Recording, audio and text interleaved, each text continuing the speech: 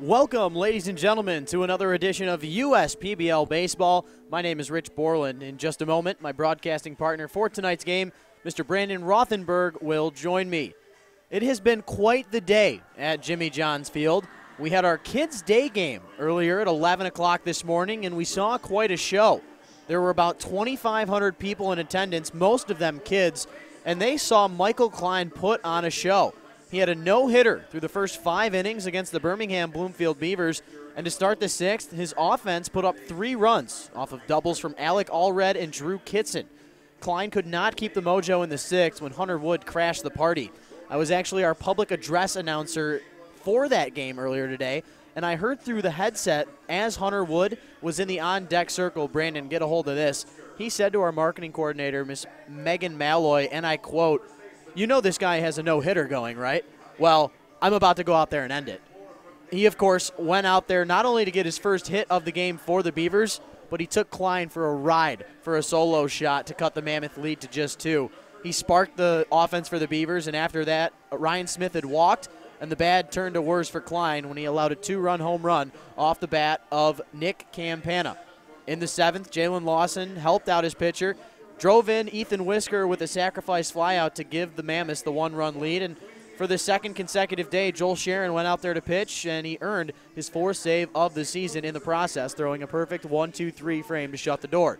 Looking on to the second half of our doubleheader here today, the Mammoths and Beavers have played fairly even throughout the season. Not that that's straying away from the story that's been told throughout this entire USPBL 2018 season.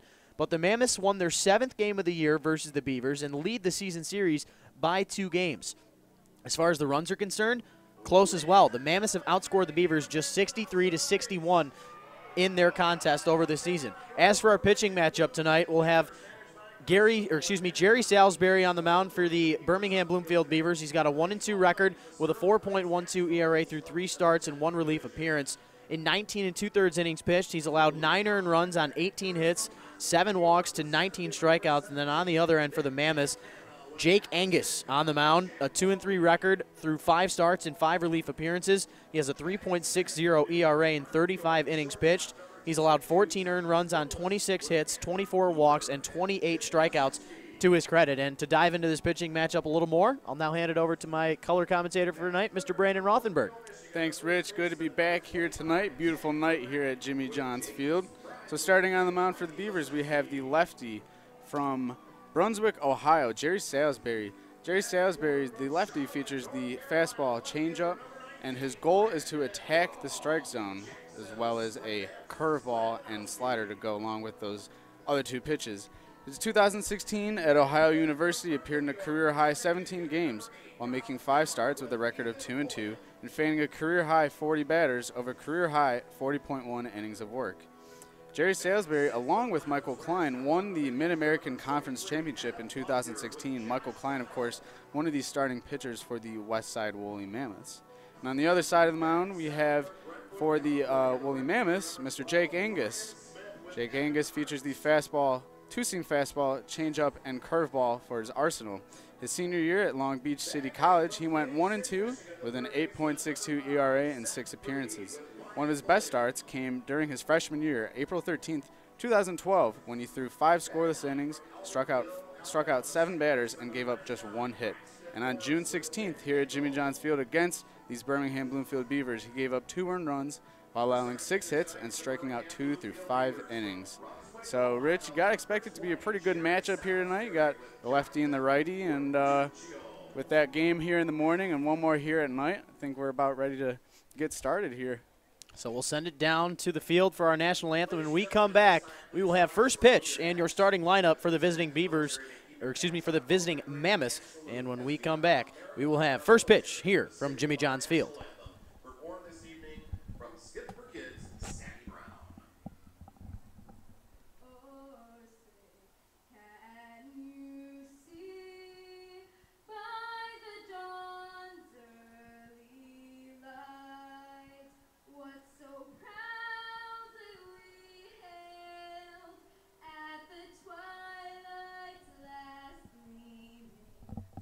Stripes and bright stars.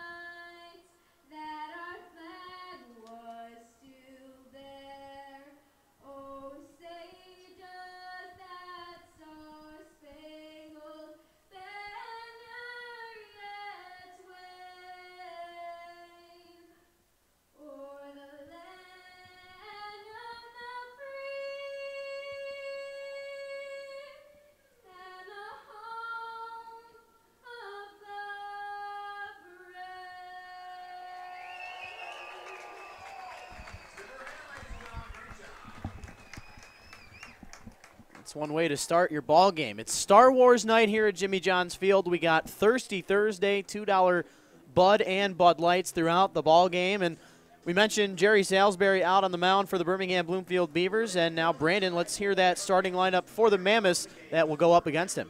So leading off for the Mammoths, we have the second baseman, number 2, Jalen Lawson. Batting second, playing center field, number 12, Ethan Whisker. Batting third, the first baseman, number 22, Brandon Cuddy. Batting fourth, the DH for tonight, number 10, Tyler Pagano. Batting fifth, the catcher, number 20, Jake Barbie. Batting sixth, the third baseman, number 4, Andrew Dundon. Batting seventh, the left fielder, number 6, Justin Irby. Batting eighth, the shortstop, number 3, Jordan Thomas. And batting ninth, we have the right fielder, number 19, Drew Kitson. As for the home team Beavers, leading off for them, we have number 17, the center fielder for tonight, Mr. Nicholas Campana. Batting second, the shortstop, number 22, Thomas Rulis. Batting third, first baseman, number 25, Jack Hranek. Batting fourth, the left fielder, number 19, Brandon Raw. Batting fifth, number 8, the DH for tonight, Rob Paler. Batting sixth, the catcher, number 23, Adam Gauthier. Batting seventh, the right fielder, number 12, Ryan Smith. Batting eighth, the third baseman, number 5, Seth Freed. And batting ninth tonight for your Birmingham Bloomfield Beavers, number 99, the second baseman, Braxton Morris.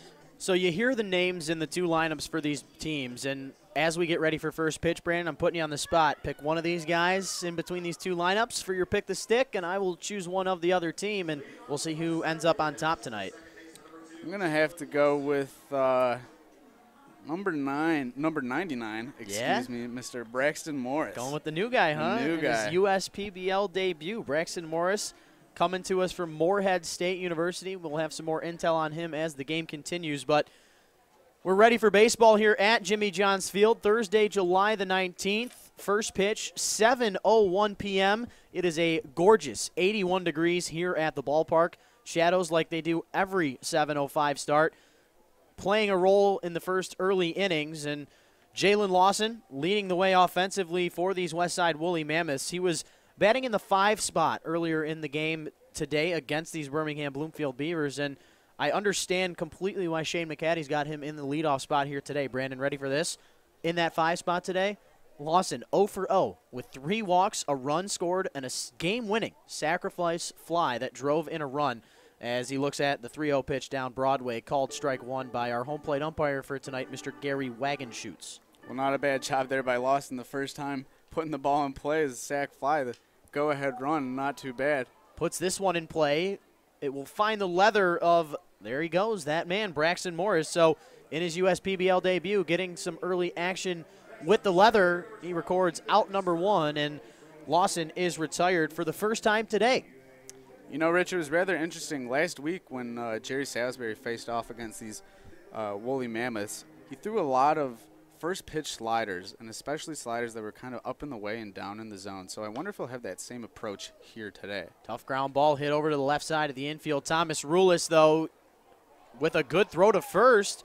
It looked as if, according to our first base umpire, Jack Hranek got pulled off of the bag. And in my opinion, it looked like the ball from Rulis had beaten Whisker to the bag, but with Hranek getting pulled off, you have to mark that an error, and that's exactly what they do. So Whisker reaches on that error, and in the end, I have to give it to Hranek. I thought that he was able to hold the bag there. Yeah, I'm not exactly sure what went wrong with that play, but, I mean, it's obviously hard to tell it from here, and obviously the first base umpire has the best view, better than us, so in the end, he makes the right call. So Whisker reaches on the error. Brandon Cuddy now standing in. Cuddy, a little opposite of Jalen Lawson earlier on in the game at 11 o'clock today when there were about 3,000 kids in attendance. Cuddy had 3 singles, went 3 for 3. But how about this? Jack Hranek making up for the miscue on Whisker, and that, in fact, is another Trico double play. Whisker ends the frame, and not only that, but this, Brandon, 7 pitches for Salisbury in the top of the first. We head to the home half. We're scoreless. You're watching the USPBL YouTube channel.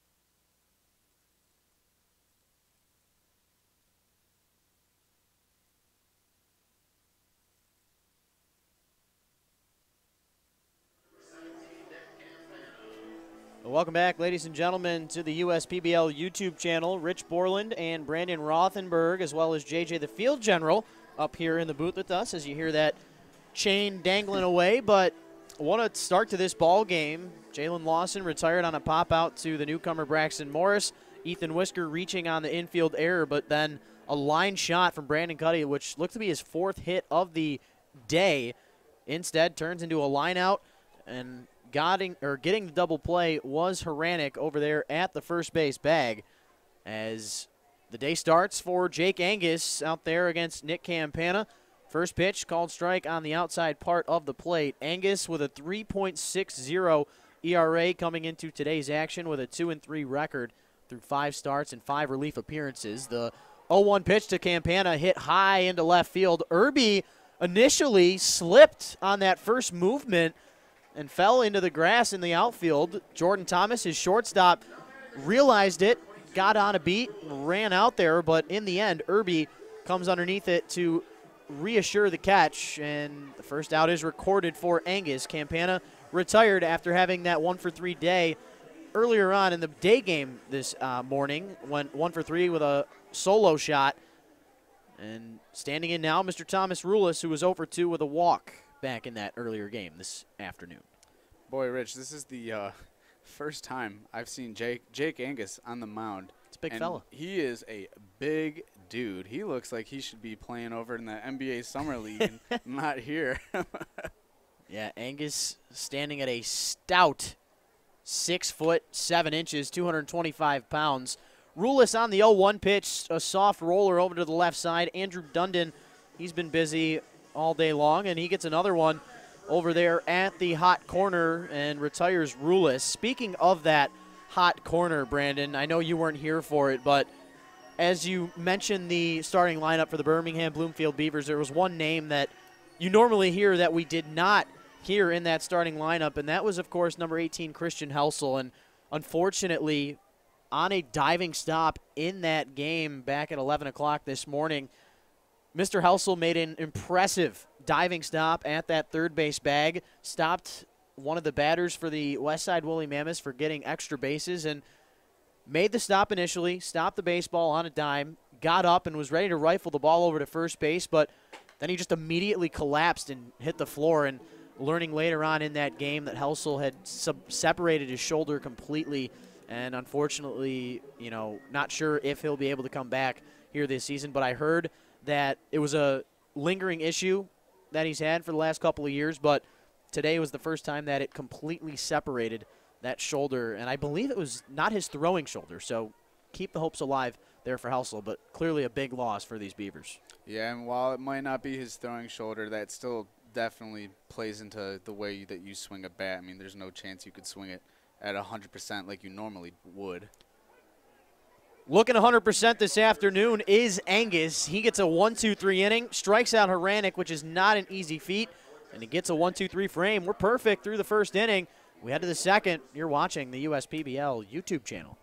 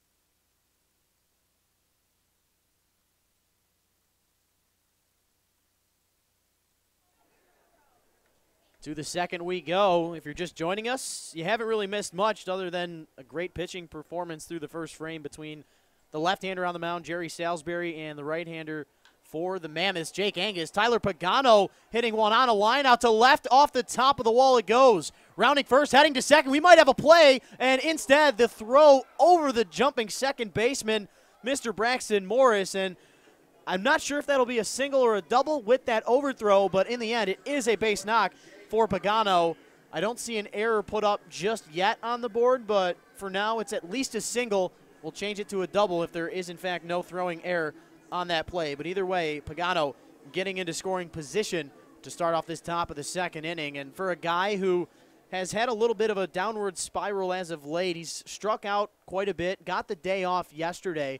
That was the first day off that Pagano had had, and he told me before the pregame interviews that, you know, coach just said, you know, settle down a little bit, you know, get some rest, reevaluate your mental prowess up there at the plate, and I think it worked.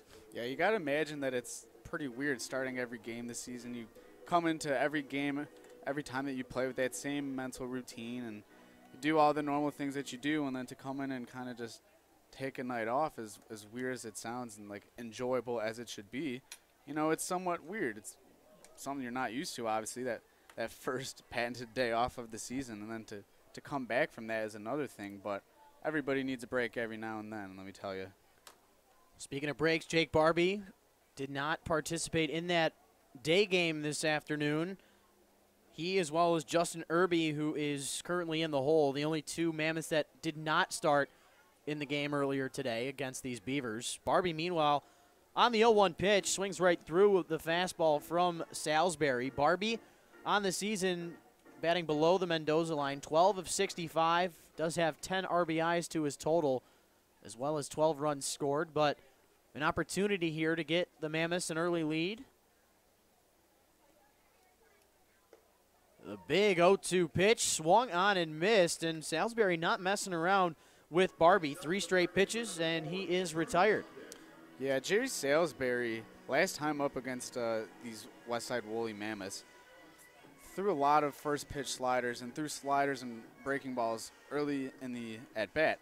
And he used his fastball as his out pitch. And here it's looking like the opposite. He's starting batters with that first pitch fastball, and he's getting them out on his off-speed pitch. But here to Andrew Dundon on that first pitch, we saw a breaking ball. So Salisbury kind of trying to mix it up a little bit and see what works for him. And that's exactly what you have to do. You can't go out there, stay in a rhythm where your opposition knows what's coming. And even though Pagano got the leadoff single, 3 straight pitches to Barbie on the strikeout, and Dundon way out in front of that breaking ball to start this at-bat.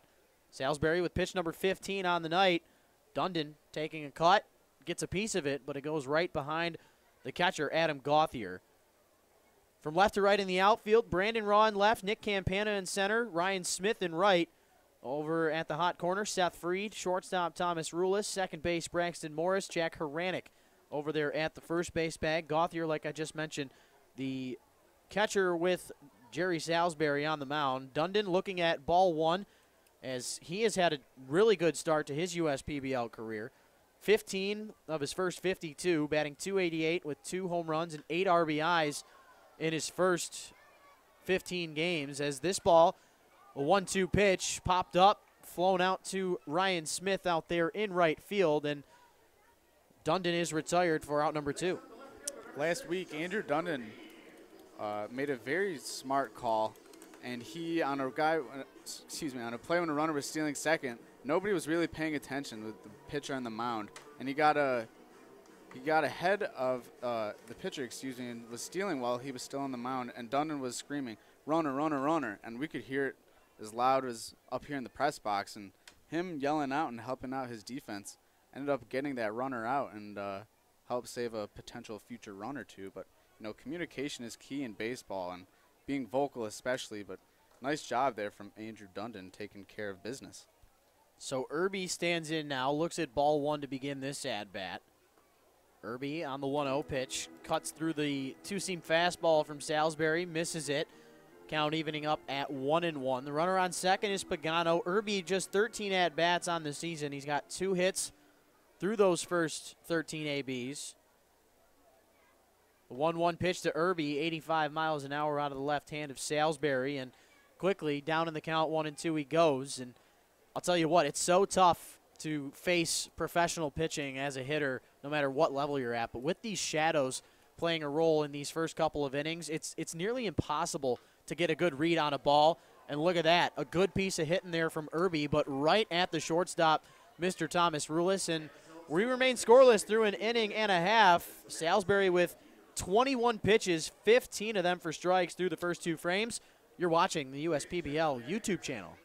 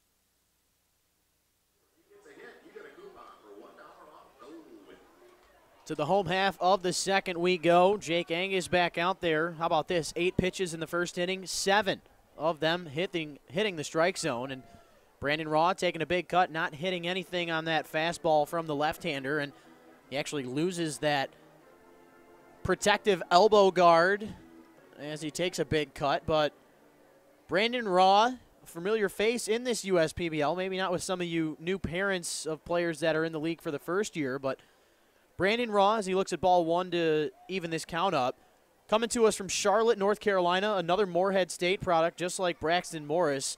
Brandon Raw playing with the Utica Unicorns back in 2016, where in 143 at-bats, he had 38 hits, and here comes hit number 1 of the 2018 season. He was 0 for 3 in that first game earlier on this afternoon, but Raw leading the way for the Beavers to start this home half of the second with a opposite field base knock past the first baseman, Brandon Cuddy, and that's exactly how you want to start things off for a guy who was looking for his first official hit of the season. Brandon Raw might have been a little bit nervous there. His first at bat, taking a big old cut so hard that his elbow guard flew off his left arm. But to dive into a little bit more about Brandon Raw, his 2015 season for the Batavia Muck Dogs in the New York Penn League, which he played 37 games, had 24 hits, 7 doubles, 12 RBIs, and a .222 batting average. So a guy who knows how to make his way around a ball diamond, Brandon Raw. He's over there at first base. Rob Paller now standing in. Paller back in that initial Kids Day game earlier on this morning. Went 0 for 3 with 2 strikeouts and a flyout, but Paller just one of 3 Birmingham Bloomfield Beavers to start every single game. He's tied for first in the league with 18 runs scored, but he's looking to drive in a run or 2 here at Angus. But the 2-0 pitch popped up, and out of play it goes over our heads in the broadcast booth. The count 2-1. Rich, Rob Paller was my pick the stick last week, and of course, sure enough, I think that I snuck a win away with that one against you. I remember you saying that It's not often that the color commentary guys kind of pick the stick, so to say. But, man, Rob Paler, he had in 3 at-bats, 2 hits, scored 1 run, 3 RBIs, a walk. He was all over the place. He knew exactly what he was doing. He had a great day. You said you were taking Braxton Morris here this afternoon. I did not get to my pick the stick yet because of the anthem, but I'm going to go with a guy who hasn't had an at-bat yet for the Mammoths, and I'm going to stick with the 9-hole hitter. Since we got a little battle of the 9s here, you're taking Morris. I'll stick with Kitson. Kitson went 1 for 3 with an RBI double in the game earlier on today. But Paler on the 3-1 pitch works the walk. That is walk number 25 on the season for Angus, just 4 shy of the strikeout total. But now runners on first and second with nobody out. And that is not a good sign there for Angus as he misses the zone high and away against Gauthier, who is one of 2 players in this Beaver lineup who did not play in the 11 o'clock game this morning. Angus really has to bear down, throw some strikes if he wants to get out of this inning unscathed. And he starts off, or excuse me, he continues on against Gauthier, the 1-0 pitch, fouled off and out of play, evens the count up at 1-1. Yeah, Gauthier kind of struggling to throw strikes early on in the at-bats, and unlike his counterpart, Jerry Salisbury on the other end is doing just that. He's starting off batters, throwing strikes, and that's how he's kind of getting out of the innings early, not throwing as many pitches as a guy here like like Jake Angus. So Angus has got to start throwing some strikes here if he wants to, just like you said, get out of this inning unscathed. The count going to 3-1 as that one misses high. Gauthier with a 196 batting average, 9 hits and 46 at-bats through 15 games with these Beavers. What a time to put something in a gap and drive in a run or 2, but instead, Gauthier will look at ball 4, 2 consecutive 5-pitch walks for Angus, and this loads the bases after the leadoff single from Brandon Raw, and things starting to get away from the left-hander a little bit, and of course now Shane McCaddy making his way out to that pitcher's mound as a meeting of the minds will partake, and this is simply a vote of confidence that Shane McCaddy is speaking with Angus. You know, they want him to last long, don't have a ton of pitching in that bullpen, and of course Shane McCaddy was the assistant coach of the Unicorns in 2016 when they won the USPBL championship, took over the reins of the Woolly Mammoths in the 2nd season, and led them to the championship even though they lost. His college ball played at Grand Rapids Community College, Oakland University. Was also selected by the Nats in the 34th round back in 2009. And his father, Steve, a pitching coach for the Chicago White Sox, was also with the Nats and A's organizations.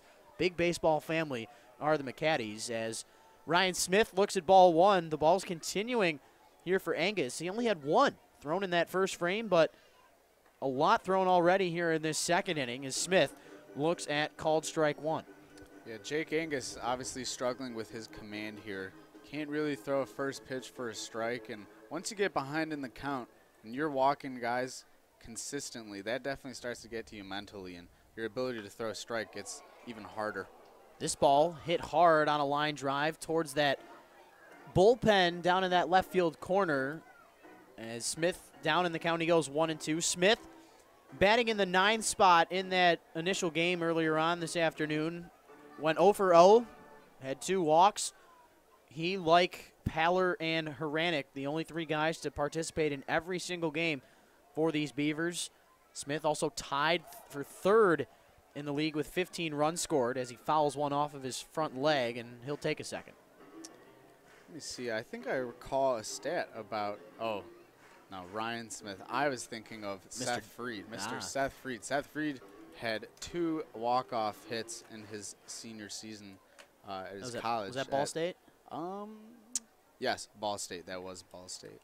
And, yeah, unfortunately I got those 2 mixed up there. Of course, Sebastian Diaz. Hey, he's on deck. It's all good. He is on deck. Sebastian Diaz with the lone walk-off 3-run shot so far this year for the Eastside Diamond Hoppers and the USPBL in general. Angus needing a big out. Corners are in, both Dundon and Cuddy. Angus, the 1-2 pitch, fastball missing high, 87 miles an hour, and Smith works the count 2-2 on pitch number 5. For Angus, he's got to be a little bit nervous. Can't exactly target a pitch where he'd want.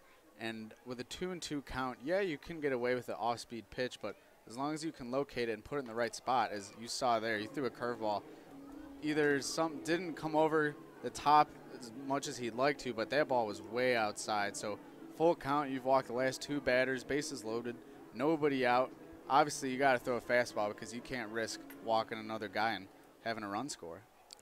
The payoff pitch will ensue. There's nowhere to put him. Smith fighting one in on the hands, and it will be, in fact, called an infield fly as Jalen Lawson makes the catch. But what a big out right there for Jake Angus. And I want to mention this right here, Brandon. So Angus with a 3.60 ERA on the season in those 35 innings pitched, but his last outing against the Birmingham Bloomfield Beavers, the start on July the 1st, he only went an inning and 2/3, allowing 7 earned runs on 6 hits, just 2 walks allowed in that game. But the Beavers, this was the last time that he had faced this team. So memory serving right, he's going to want to fight back in this game, fight back in this inning, and have a much better outing compared to his last, as Seth Reed looks at a bender for called strike 1.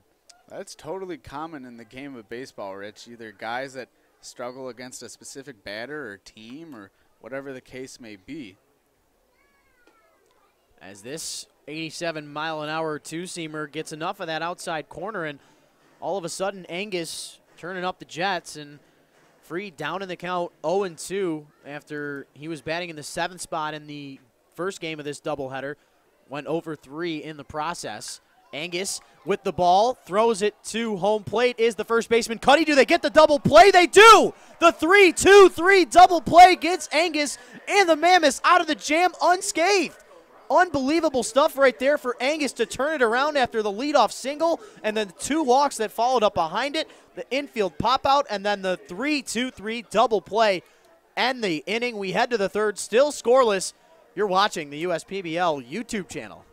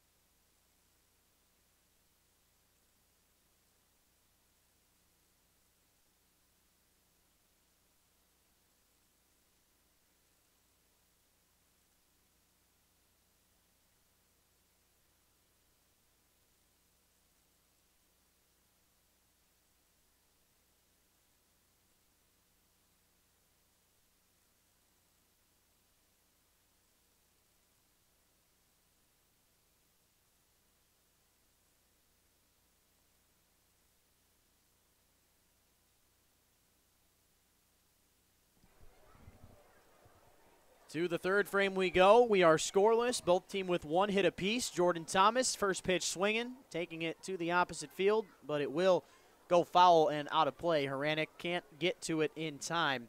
It'll be Thomas, Kitson, and Lawson, the 8-9 one-hitters. My pick-the-stick contestant. Still both of our contestants looking for their first at-bats of the night. Yours, Mr. Braxton Morris, will have his first plate appearance coming up to start the home half of the 3rd. But Thomas quickly on that 0-1 pitch, swings through the changeup from Salisbury, and he's found himself down early in this count 0-2. Salisbury with 21 pitches through the first 2 frames, 15 of them for strikes, and Thomas on the 0-2 pitch gets jammed so much that that bat splits in half right at the knob.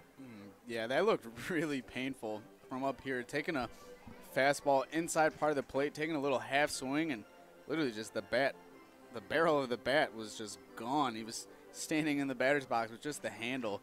And I was interested to see what kind of pitch Jerry Salisbury was going to throw there on that 0-2 count after a fastball and a changeup, starting him off in the at-bat. Obviously, he was very off-speed happy his last outing, and it seems tonight that his out pitch has been the fastball. So honestly, Rich, I wouldn't be surprised if he throws a fastball here, maybe up in the zone, and see if he can get Thomas swinging.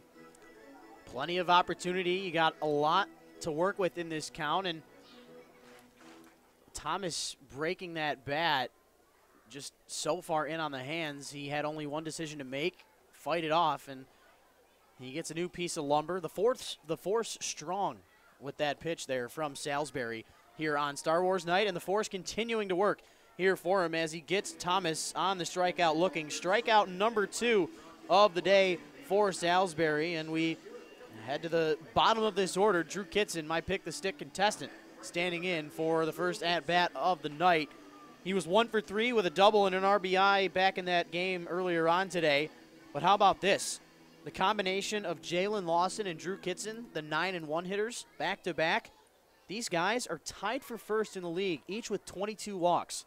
Talk about getting on base at the bottom and the top of your order. That's exactly what Shane McCaddy's trying to do here with these two guys hitting back-to-back. You know, the last time we were on the call together, these two teams were squaring off against each other. This ball's lined out to left, but it will go foul. Kitson down in the count quickly 0-2. And Drew Kitson was batting in the 9th spot, and we were talking a lot about the 9th spot in baseball and how it's kind of underlooked and somewhat underappreciated. And Drew Kitson, that last game, he went 2 for 4 with a double and a homer. That was against the Eastside Diamond Hoppers. But still, he went 2 for 4 with a double, no home runs, 1 strikeout, and 2 hits. So, I mean, Drew Kitson really feeling comfortable here in that 9th spot, just making a little bit of contact there, staying alive, 0-2.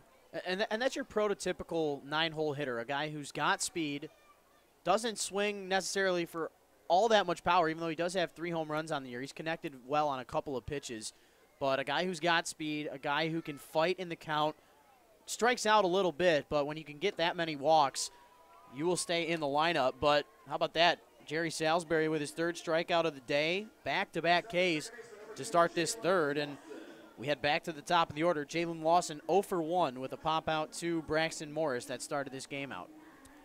I have a slight feeling that Jerry Salisbury is going to throw a first pitch fastball, and Jalen Lawson, who loves swinging at the first pitch, taking big hacks, might take it for a ride. Oh. The ball technically going for a ride. It just goes foul and out of play, and it turns into a souvenir for a lucky fan. You know, I was pretty confident about that prediction right there. I don't know if you guys saw it in the MLB All-Star game the other night. Former Detroit Tigers ace Justin Verlander called Aaron Judge's home run before it had happened off former also Detroit Tigers ace Max Scherzer in the first inning in that All-Star game. And Verlander had himself on camera saying that he knew Judge was going to hit it, and sure enough, Judge hit that first home run in the first inning, and man, Verlander went crazy, him and his teammates. But you never know, Rich. Could make that right prediction, right time, right place. Lawson down in the count 0-2. Salisbury trying to strike out the side. That one missing high and away. Good eye from Lawson. And I spoke with Lawson before the game yesterday, and I talked to him about, you know, how you feeling lately, and I asked him if he could hit a home run for me tonight, and he did, in fact, do that. No home run here for Lawson in this at-bat. He's 0 for 2 on the day with that 4-3 putout. A 1-2-3 frame for Salisbury, and we are halfway through the 3rd, remaining scoreless at Jimmy John's Field. You're watching the USPBL YouTube channel.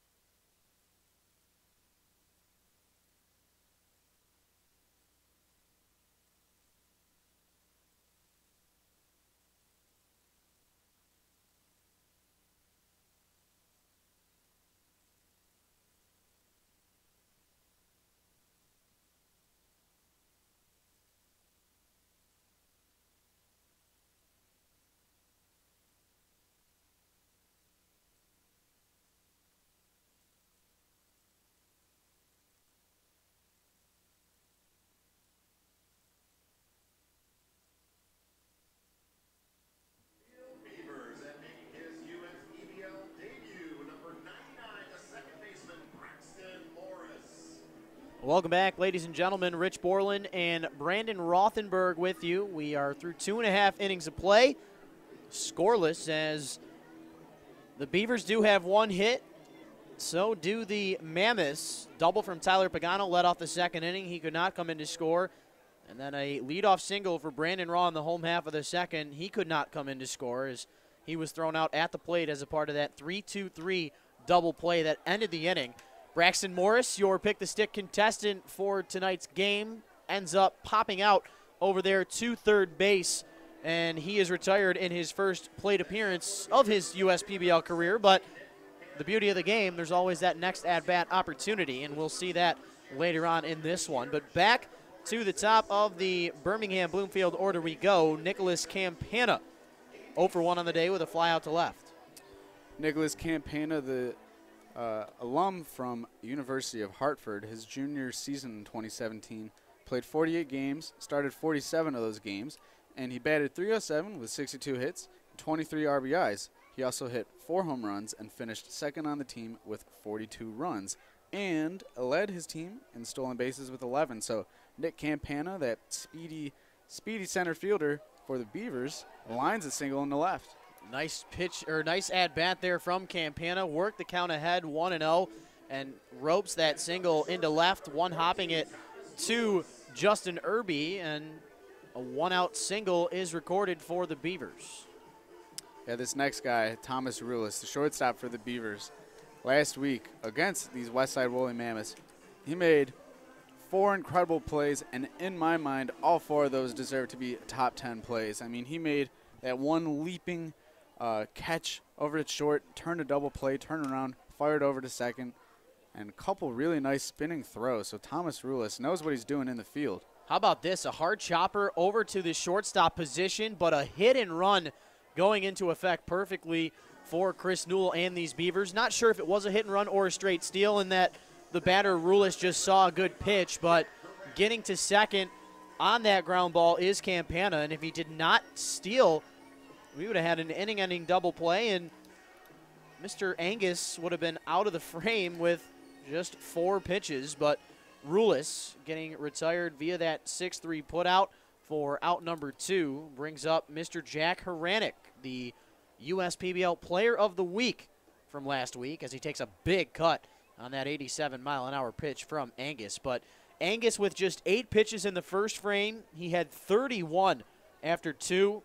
Now cruising here in this third. If he can get out of the inning without the run to come in, it will be a positive note, as that breaking ball at just 68 miles an hour felt like it was taking forever to get to the plate, and Haranek taking a big cut way out in front of it. Why stray away from it? I'd come right back with it, maybe a little lower this time. It's funny, Rich. Jake Angus has been struggling with his off-speed pitch all night, but he struck out Jack Haranek in the first on a curveball looking on the outside corner, excuse me. And I don't know what it is. Maybe it's 2 big guys facing each other, and Mr. Angus feels a little bit more confident facing a guy his stature, and maybe feels that he's a little bit more confident in his off-speed stuff. But, man, 2 strikes here on 2 off-speed pitches. That one looked really close. So close that Angus was making his way towards that first base dugout. Barbie getting the reassurance from the home plate umpire, Mr. Gary Wagenschutz, that it was, in fact, just a little bit low, as the count will continue here for Haranek. So you get back-to-back breaking balls and then the fastball to miss the zone.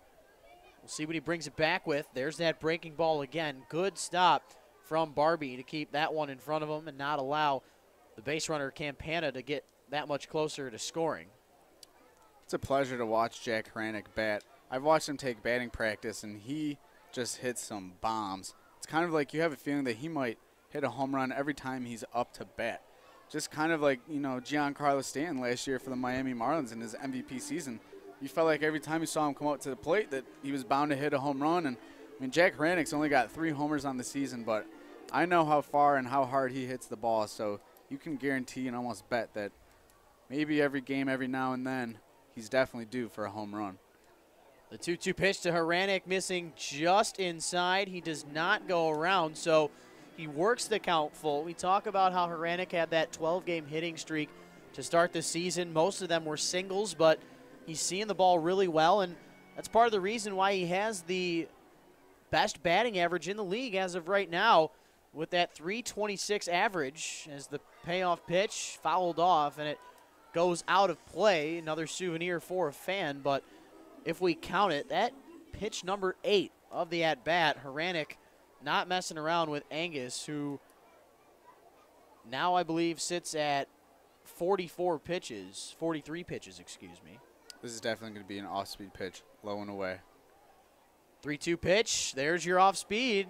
Looked a little bit more down the middle as Haranek realized last second that that was dropping in for a strike, so stuck the bat out, fouled it off at the last second to keep this at-bat alive. But we're seeing more off-speed pitches thrown to Haranek than fastballs.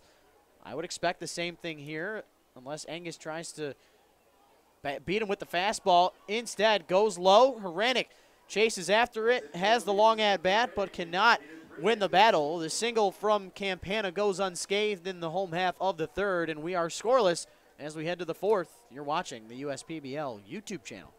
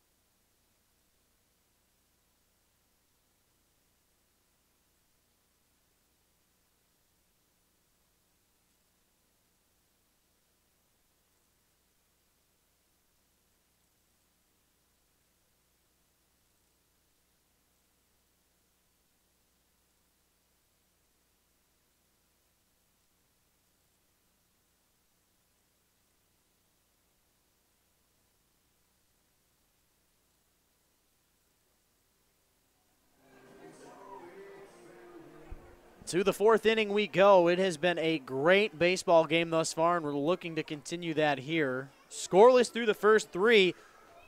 Two hits for the Beavers, 1 hit for the Mammoths. The only one coming off the bat is Tyler Pagano. Ethan Whisker trying to add to that total. A hit out into right center field, and it'll fall past the ranging Nick Campana, rounding first, heading to second with the stand-up double. Ethan Whisker, that is his 9th double of the season. Good for second in the league, and reaching base safely for the second consecutive time. The leadoff double gets the Mammoths going here in this top of the fourth. Great piece of hitting there by the center fielder, Ethan Whisker, lining a shot, bouncing off the warning track and going up against the wall. No chance for the center fielder, Nick Campana, to get him on the throw, but Jerry Salisbury starting him off with 2 straight fastballs. Kind of uncommon. I know he likes to mix it up a little bit, and maybe these Westside Woolly Mammoths are sort of figuring him out up there. And that's exactly what I was about to bring my next point to, Brandon. We're going on our second round through this lineup. Had only the 1 hit allowed between the first 9 at-bats of this lineup, and now the second double surrendered here from the left-hander with Cuddy, Pagano, Barbie, and Dundon on deck. A lethal pairing coming up as Cuddy down in the count to start, 0-1. The lefty-lefty battle. Infield, outfield, for the most part at normal depth. Campana shading a little bit more towards left center, as there's a big gap out there near our Dana St. Clair soundstage. But Cuddy fouling off the next pitch. Down in the count, he quickly goes 0-2. Cuddy, 21 of 68 coming into play today with a .308 batting average, 2 home runs, and 6 RBIs. Mentioned how he went 3 for 3 with 3 singles in that previous game earlier on today when the Mammoths beat the Beavers by a score of 4-3. But that pitch, nasty stuff at 79 miles an hour from Salisbury. Strikeout number 4 on the day. He has struck out 3 of his last 5 batters that he has faced, and he's in a little bit of a groove here as out number 1 is recorded. And Jerry Salisbury struck out 2 of those batters on the fastball and 2 of them on the off-speed pitch. So he's got both. He's got his arsenal working here early on tonight, and we'll see what he does here with Tyler Pagano. And the most important thing that we want to keep in mind here, Brandon, 45 pitches for Angus through the first 3 frames. How about this for Salisbury? Just 33 through the first 3 frames, and after that leadoff double to Whisker on 1 pitch, he strikes out Cuddy on 3 straight. If he can get Pagano and Barbie out in order, he'll be under 50 pitches through the first 4 frames, and that's exactly the kind of work that you want to muster up against this tough offensive lineup for the Mammoths as Pagano chases after the first pitch and fouls it off down the third base line. Well, when you can start batters off with first pitch strikes and throw strikes early on in the count, that'll definitely save you some pitches on the pitch count. And granted, Jerry Salisbury, it seems that his command is a little bit better than the opposing pitcher, Mr. Jake Angus, here tonight. But still, if you can throw those first pitch strikes, it makes a world of a difference.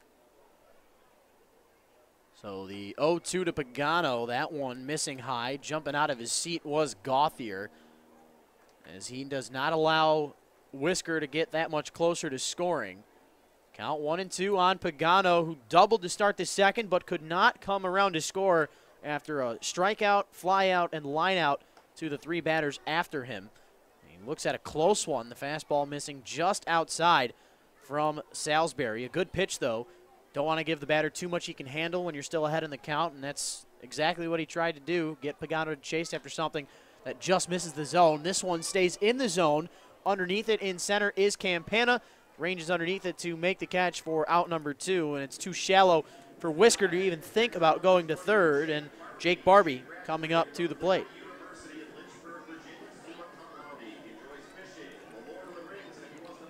So I mentioned it's Star Wars night and Thirsty Thursday at Jimmy John's Field, presented by Dave & Buster's. It's also Star Wars night here at the ballpark. A lot of characters out and about, not just the ones that we hired, but fans dressing up as their favorite Star Wars characters. It's our Metro PCS Fireworks Friday tomorrow night, as well as our Turn the Park Pink, presented by Shades of Pink, breast cancer awareness. And then Saturday, we'll have another one of our live music Saturdays. We'll have the 70s night dance party with Boogie Dynamite. Don't want to miss that. And we also have the Michigan Cornhole Tournament starting on Saturday at 11 a.m. here at Jimmy John's Field. If you're a cornhole connoisseur, definitely want to make your way out to Utica to have some fun with us. Is not having so much fun in this at-bat. Jake Barbie, he went down in the count with the strikeout on 3 straight pitches back in the second inning, and he's on the verge of doing that here in his second at-bat against the left-hander Salisbury. And look at that, back-to-back efforts. Salisbury with the exuberant clap of the hands, and he gets out of the frame after the leadoff double from Whisker. Second frame where he gives off a leadoff double but does not allow a run to score. We head to the home half of the 4th. You're watching the USPBL YouTube channel.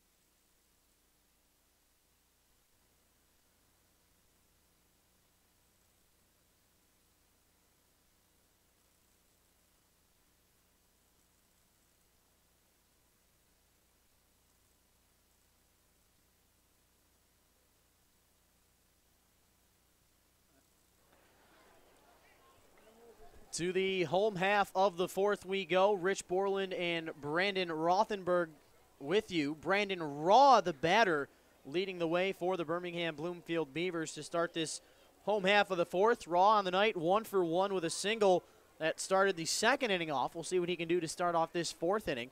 Looks at a ball to begin this at-bat. Raw in his 2018 USPBL debut was just earlier on this afternoon when he was batting in the sixth spot. He went 0 for 3, looking for his second hit of the day, but not if Andrew Dundon has anything to say about it, as well as the first baseman, Brandon Cuddy.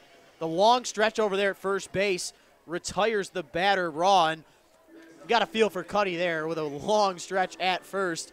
He looks to be okay, but I saw a little bit of a wince as he got back up there, but in the end, gets the out. That's the most important thing. Yeah, that was a great pick there by Andrew Dundon. I mean, making that look easy, kind of reminiscent of the Colorado Rockies third baseman Nolan Arenado. I mean, fielded that ball, stood up, spun, and threw over to first. And I could tell, even through the netting behind home plate, that he had a look on his face that he knew he was going to get that sure out over at first. So Angus back out here for his fourth inning of work. 45 pitches through the first 3 frames. His counterpart, Mr. Salisbury, just 46 pitches through the first 4 frames. So he's getting out-pitched just a little bit through these first couple of innings, but Paller on the 1-0 pitch, fouls one off and out of play. Paller on the day, 0 for 0, had that 5-pitch base on balls in the second inning. You had the leadoff single from Brandon Raw in the second, and then 2 consecutive walks to Paller and Gauthier. The intentional pop-out from Ryan Smith, and then the 3-2-3 double play got the Mammoths out of the inning. And I'll tell you what, we got to remember that inning as this one, an unconventional putout. You're 4-1 as, Cuddy over there at first base kind of overran his position, thought that he was going to be able to make the play, but it was too far away from the line. And in the end, Lawson calling him off, fields the ground ball, but with how far that Cuddy was off of the bag, Angus doing his job to run over and cover the first base bag, and in time to retire Paller is our good friend JJ, the field general, out here having a good time, and he can't get caught. He is not getting slowed down as he picks up that loose bat and will eventually make his way back to the clubhouse area. 2 groundouts, Raw over to the left side, Paller to the right. Adam Gauthier standing in an 0 for 0 night with that walk in the second. But not messing around is Angus. This pitch, first pitch swinging Gauthier, hitting one out to right. Drew Kitson underneath it to make the catch. And let's count it. A 1, 2, 3, 4, 5, 6 pitch frame from Angus. He will take that as we head to the 5th. You're watching the USPBL YouTube channel.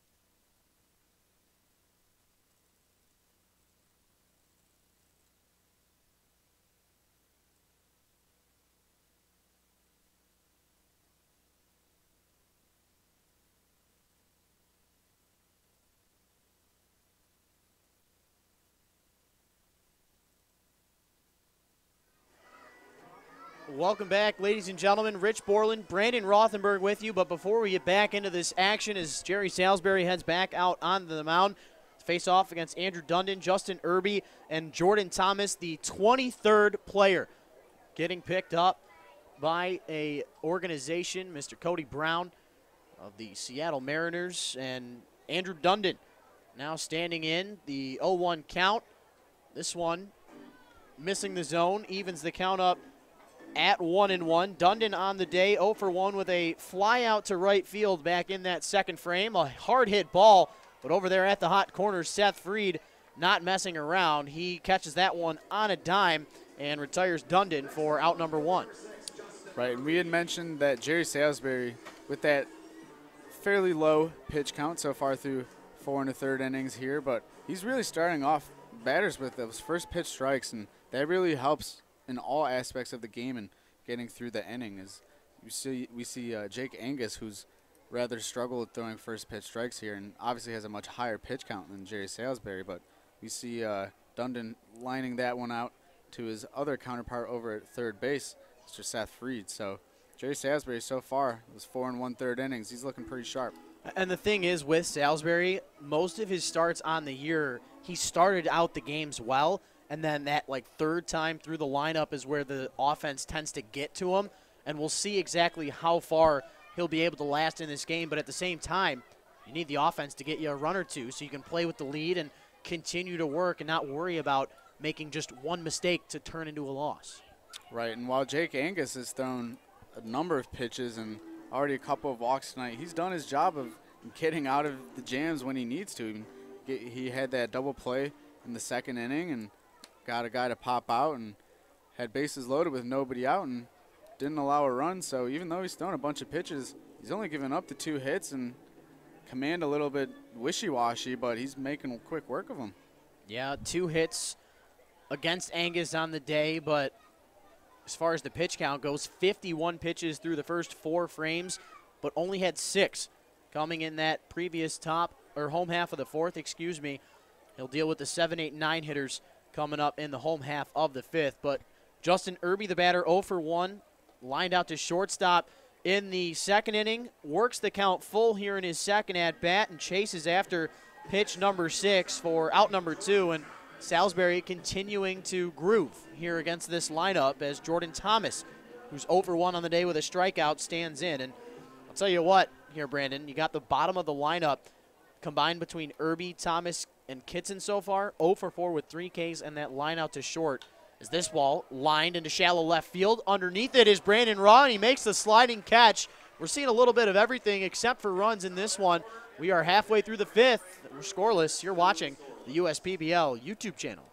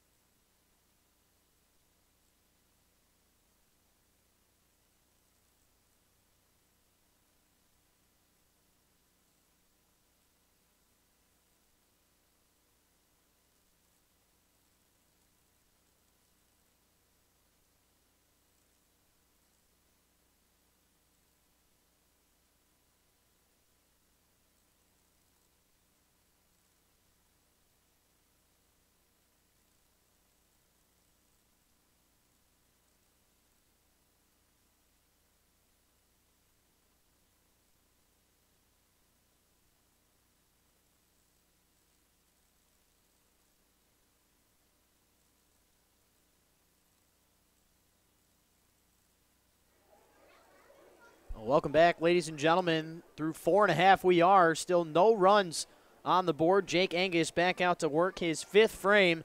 He's got 51 pitches through those first 4. This ball taken for a ride out to left field. At the wall is Irby. It goes off the top of the wall. Rounding first, heading to second with the slide-in double is Ryan Smith. First hit of the day for him. He was 0 for 0 with 2 walks in that previous game earlier on this morning against the Westside Woolly Mammoths in this second game of the doubleheader. Smith with the leadoff double gets things going for the Beavers against Angus. And the baseball IQ seems to be high for Ryan Smith, knowing that Jake Angus struggling to get ahead with those first pitch strikes. And first pitch, he gets a fastball right down the middle and takes it out for a ride off the left field wall for a double, and making good work here. And hopefully the Beavers can maybe push across a run and make this game just a little bit more interesting. So now Seth Freed coming up to the plate. Freed on the day 0 for 1 with that tough 3-2-3 double play that got out of that long second inning where Angus had struggled.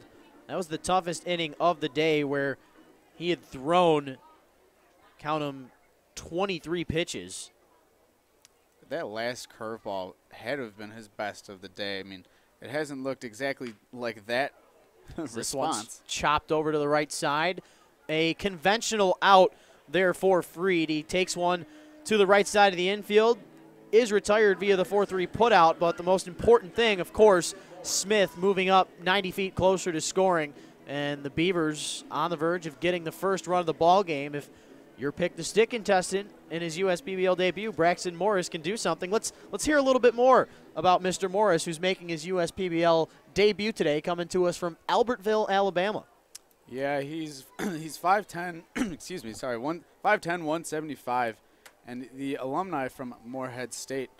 His sophomore year in 2016, he played 53 games, started 48 of those, and hit .248 with 30 runs, 39 hits, 6 doubles, 5 homers, 23 RBIs, and 60 total bases. He also only struck out 36 times and 157 at-bats. This ball hit hard back up the middle. Love the effort there from Morris, who was busting his butt down the line. That slow grounder back up the middle. Great play from Jalen Lawson. You got the runner, Smith, over at third base, the slow roller. That's a situation where Smith is going to have to make a absolutely quick decision to either break for the plate, the second contact is made, or hold off over on third to let your next batter try and make the play. But back-to-back putouts there for Jalen Lawson.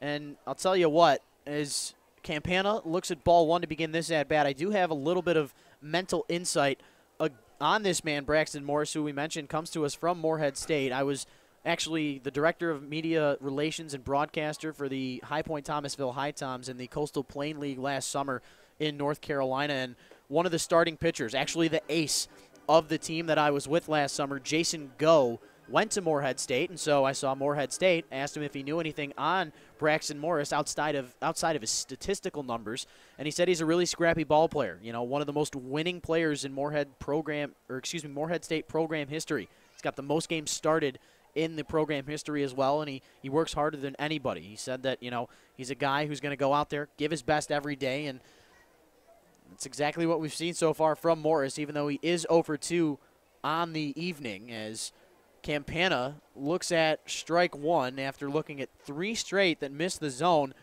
Fighting back in this count is Angus. As a freshman in 2015, he was named to the Ohio Valley Conference All-Newcomer team. He batted .305 in 52 games his freshman year. So Braxton Morris got a good eye for baseball, and obviously knows what he's doing out in the field.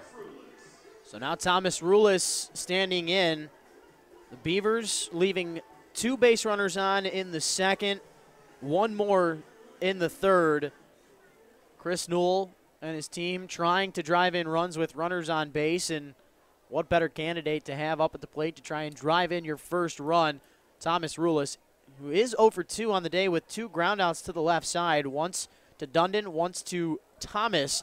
This ball almost getting away from Cuddy, as Campana over there at the first base bag had a decent lead, but the left-hander Angus keeping him honest over there as the ball got away from Cuddy for a second, but most importantly, he keeps that ball in his possession. Campana going on this one. The ball thrown to second base.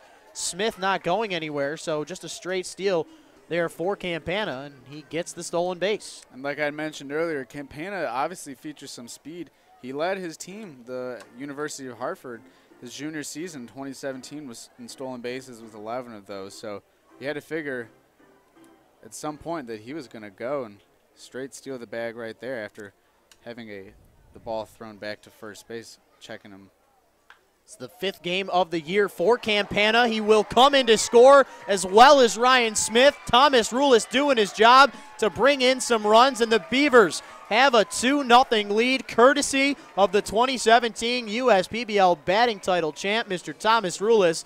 It's 2-0 Beavers. Yeah, nice piece of hitting there, and you almost thought that Andrew Dundon was going to maybe come up and make that play, but the ball just kind of trickled under his glove, and 2 runs come in to score, and finally for the Beavers and Jerry Salisbury, they're in business. So that stolen base, huge for Campana. He puts a little bit more pressure on Angus, and Ryan Smith getting on base to start this top of the 5th inning, working his way in to score after back-to-back groundouts to Jalen Lawson. Coming up clutch, both Campana and Rulis, as these 2 runs come in to score. Jack Haranek, speaking of clutch, the best batting average at .326 coming into play today. 3rd in hits with 30 on the season, but he's 1st with 10 doubles on the year, as he's not having that good of a night, though, as he is over 2 with a pair of strikeouts, 1 via the look and 1 via the swing and the miss. And that curveball has looked really good from Angus when he's facing Jack Haranek, of all people, both with similar statures. And you saw that first pitch here to Haranek was a curveball that comes almost looking like it's going to hit Haranek right in the waist, and then at the very last second just drops over the left outer edge of the plate, and it's called for a strike. But he's got to be careful here. Jack Haranek in a hitter's count, 2-1. Sees that curveball again, missing just outside, and 3-1 count, and got a runner at second. I mean, in first base open here, so if I'm Jake Angus, I'm going to be careful with Haranek. You don't want to throw a pitch that he can obviously give a ride. The 3-1 to Haranek. That ball was hit for a ride just far too early on that pitch was Jack, and the count ringing full on the first baseman is Haranek trying to get his first hit of the night. In the day game, Haranek 0 for 3 with 2 groundouts and a flyout, so he is yet to get a hit all day long as this ball popped up. Looks like it'll get out of play. Andrew Dundon going as far as he could, but that one getting just out of the reach. And Angus continuing to work here in this 5th inning. I mentioned how he had 51 pitches through the first 4 frames, and if we take a look at his pitch count now, 44 strikes for Angus, 26 balls, so an even 70 pitches for the left-hander. Pitch 71 in on the hands of Haranek, and the big cut from the big fella. The bigger they are, the harder they fall. That one making contact with the first baseman, and he'll take a second to adjust in this count. Yeah, that didn't look all that comfortable there after that swing from Jack Haranek. It looked like from here that when he came down, it looked like his ankle was completely twisted, but the big guy Haranek easily gets up, looks totally fine, not hurt, but that looked painful from up here. Another payoff pitch to Haranek. That one too far outside, and Angus throws his fourth walk of the day. Runners now at first and second, still with 2 outs, and Brandon Raw coming up to the plate, 1 for 2 with a single and a ground out. Yeah, Jake Angus walking Mr. Jack Haranek there on that curveball, and I don't know what it is, but he's thrown a lot of curveballs specifically to Jack Haranek here tonight. First pitch swinging is Raw, fouling it out of play it goes. A little bit about Brandon Raw. 2015 with the Batavia Muck Dogs, New York Penn League, 37 games, 24 hits, 7 doubles, and 12 RBIs. So a little bit of speed, a little bit of pop, and he can do it all for you. Raw on the 0-1 pitch, looks at one in the dirt. Good stop from Barbie to keep this one in front of him, and most importantly, keep the runners at bay. Raw trying to get his second hit of the day, and what a spot it would be. If he gets a single, you better believe it. Rulis is going to be motoring around third. Angus trying to limit the damage. The 1-1 pitch. Fastball inside, missing. Barbie can't hold on to it. The count goes to 2-1. And I don't imagine that Jake Angus is really going to be out there for that much longer. He's struggling to get ahead of batters still, even through his 4 2/3 innings of work, and with a pretty high pitch count already, he's just struggling to kind of get ahead of batters. And here, Brandon Raw with a good batter's count. A good hitter's count, but not good contact. The 2-1 pitch popped up into shallow right center field. Jalen Lawson underneath it to make the catch. Beavers do get 2 runs on the 1 hit from Mr. Thomas Rulis. The big double driving in the 2 runs. As we head to the 6th, you're watching the USPBL YouTube channel.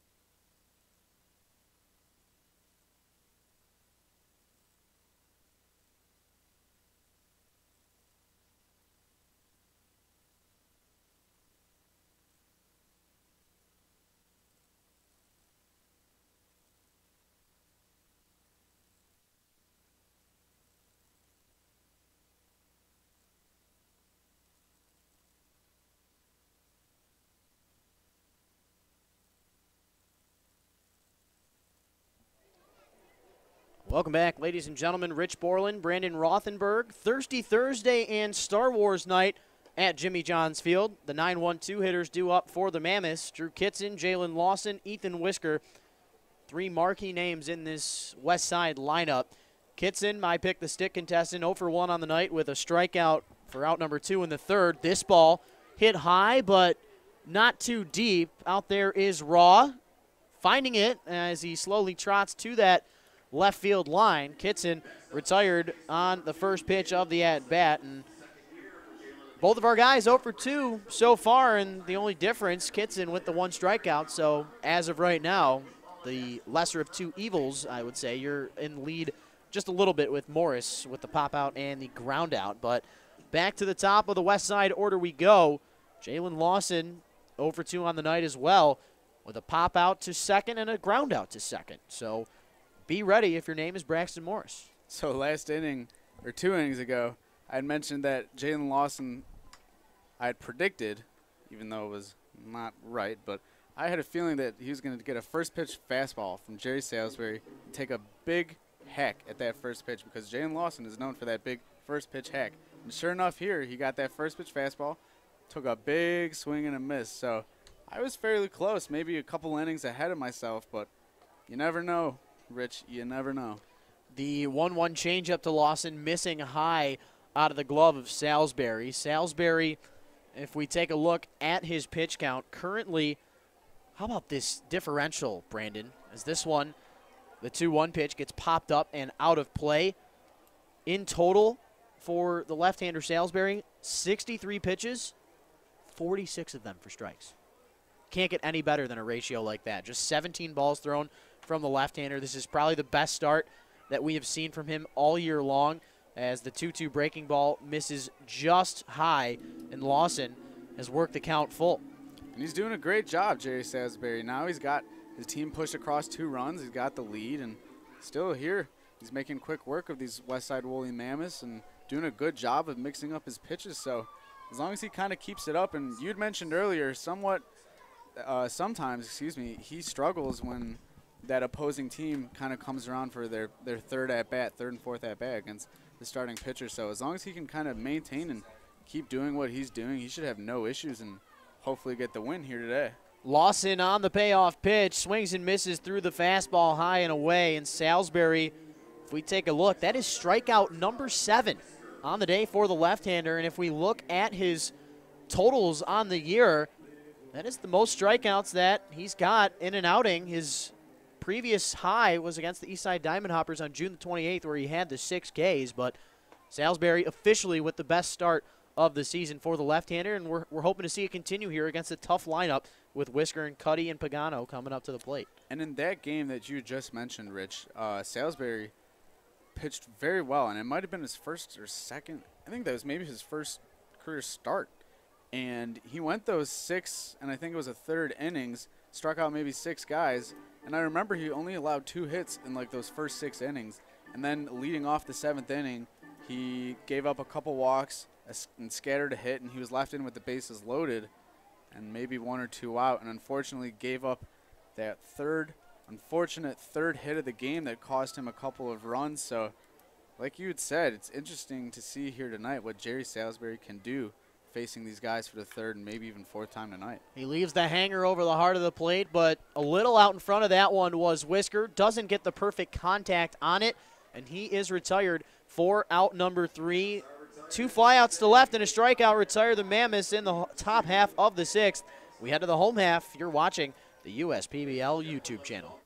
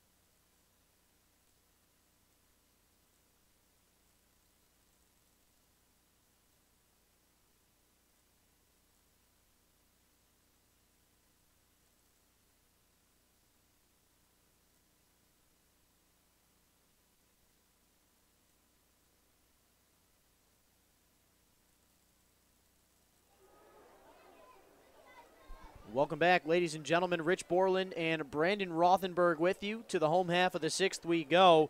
We got Rob Paller, Adam Gauthier, and Ryan Smith, the 5, 6, and 7 hitters due up. Jake Angus back out there for his, count it, 6th inning of work. Second pitch swinging is Paller. This ball is going to drop into shallow center field. And the leadoff single is put in the books for Paller. That is his first hit of the entire day. Went over 3 in the contest back at 11 a.m. and reached on a walk in his first at-bat here tonight, but that is his first hit of the day. Good sign there for the designated hitter, and that's another leadoff hitter that reaches base safely for these Beavers. That is the count at 1, 2, 3. So half the time tonight they are getting the leadoff man on, but it's funny, or excuse me, it's not so funny. The last inning in the 5th, they got their leadoff man in Ryan Smith on and ended up coming in to score with 2 runs, him as well as Campana on that 2 RBI double from Rulis. Get him on, get him over, get him in. That's the name of the game. This ball in the dirt to Gauthier, getting away from Barbie for a second. Little hesitation on the throw. He was thinking about maybe holding it, but getting in there just safely is Paller. And with that throw being close, some close type of play, you're going to give Paller stolen base right there as Gauthier remains in the count at 1-1. Beavers looking to be fairly aggressive here, leading off the home half of this home half of the 6th inning. We noticed that last week when these two teams faced up against each other, we saw a little bit of small ball action, a whole bunch of stolen bases, and guys trying to make the pitcher look a little bit silly there, being jumpy on the base pass as that pitch is called for a strike. But Mr. Jake Angus started off this inning and started off the batter with that first pitch curveball, a nice curveball, which he's been struggling with here tonight, that off-speed pitch. But obviously in a little bit of a jam here with the runner on second as he throws in another deuce there that looked like it just grabbed the outside corner, but home plate umpire wasn't having too much of it, and it's a full count. Yeah, that pitch just missing. Tried to enter the back door of Gauthier's strike zone, but just a little bit too late of a break there on the curveball from Angus. Brings the fastball instead this time on the payoff pitch, and Gauthier getting just enough of it, fouls it off, and continues this at-bat. Gauthier 0 for 1 with the flyout that ended the 4th inning to right, reached on the walk in the 2nd, but still looking for his first hit. Mentioned he did not participate in Game 1 of the doubleheader back at 11 a.m. this morning. This payoff pitch popped up. Looks like it'll stay in play. Not an easy play for Cuddy, and in fact, he overruns it and gets it lost in the sun. And that's an unfortunate happenings there from the first baseman, Cuddy. And if Angus cannot get Gauthier out, remember that play right there. Yeah, I totally agree with that one, Rich. We saw last week Brandon Cuddy, along with Nick Campana, two players to make separately to make all 3 outs in an inning. So pretty cool stuff. Line shot just past the reaching shortstop, Jordan Thomas. Moving to third base is Paller, and there goes that recorded what would have been out number 1 of the inning. Paller would have stayed at second base with that miscue from Cuddy in foul territory, and of course, it leads to back-to-back singles from Paller and Gauthier, and now Ryan Smith standing in. Smith on the day he popped out on an infield fly rule back in the 2nd inning to Jalen Lawson, and then singled to start that 5th inning. Came in to score the first run of the game. A show-me move there from Jake Angus. That's not his best pickoff that he'll go over there with, as the runner on first is Gauthier. The runner on third is Paller. Smith trying to drive in his first runs of the day. This ball popped up into shallow right center field. Thinking about tagging over there at third is Paller. Coming underneath it to make the catch. Kits in the throw. One hopping to Cuddy, the cutoff man. And unfortunately for Ryan Smith and the Beavers, that fly ball not deep enough to drive in the run, and out number 1 is recorded. Yeah, Jake Angus has to feel pretty good considering that that costly play there by Brandon Cuddy, allowing him a hit, but he's got first and third. He's already had 1 double play turned with him so far in the 2nd inning of this game, and he could really use the 2nd one here. So Angus with the 4 walks to the 2 strikeouts on the day. He's limited the damage for as much as he could, and look at this. They're going to try and do the double steal, but getting caught. Oh, never mind. Not so fast, my friend. Gauthier thinking about taking second base and then freezing 3/4 of the way down there to try and allow Paller to come in to score. But in the end, that's probably the best scenario for both teams in that situation. For the Beavers, you don't get hosed out to dry out there on the base pass for out number 2. And then if you're the Mammoths, he doesn't advance the bag. You return him to where he was, and we're exactly where we started here in this count to Freed as he's down in the count 0-1. And keep thinking about Gauthier is Angus, as we're starting to see some action down in that right field bullpen for the Mammoths, as it is a right-hander getting loose. Looks to be number 1, as this breaking ball finds the zone, freed quickly down in the count, 0-2. Rob Paller looking to be fairly aggressive on the base pass. We saw Jake Angus make a pickoff attempt at first, and Paller was nearly halfway up the line, making it look like he was going to go home, but obviously and smartly enough stayed back. So Gauthier over there at first base. On the season, if we take a look at Gauthier's base running totals, Gauthier with no stolen bases just yet.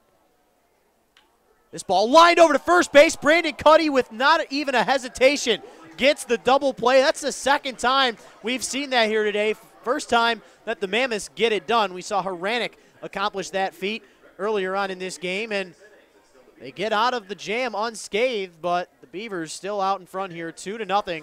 We head to the 7th. You're watching the USPBL YouTube channel.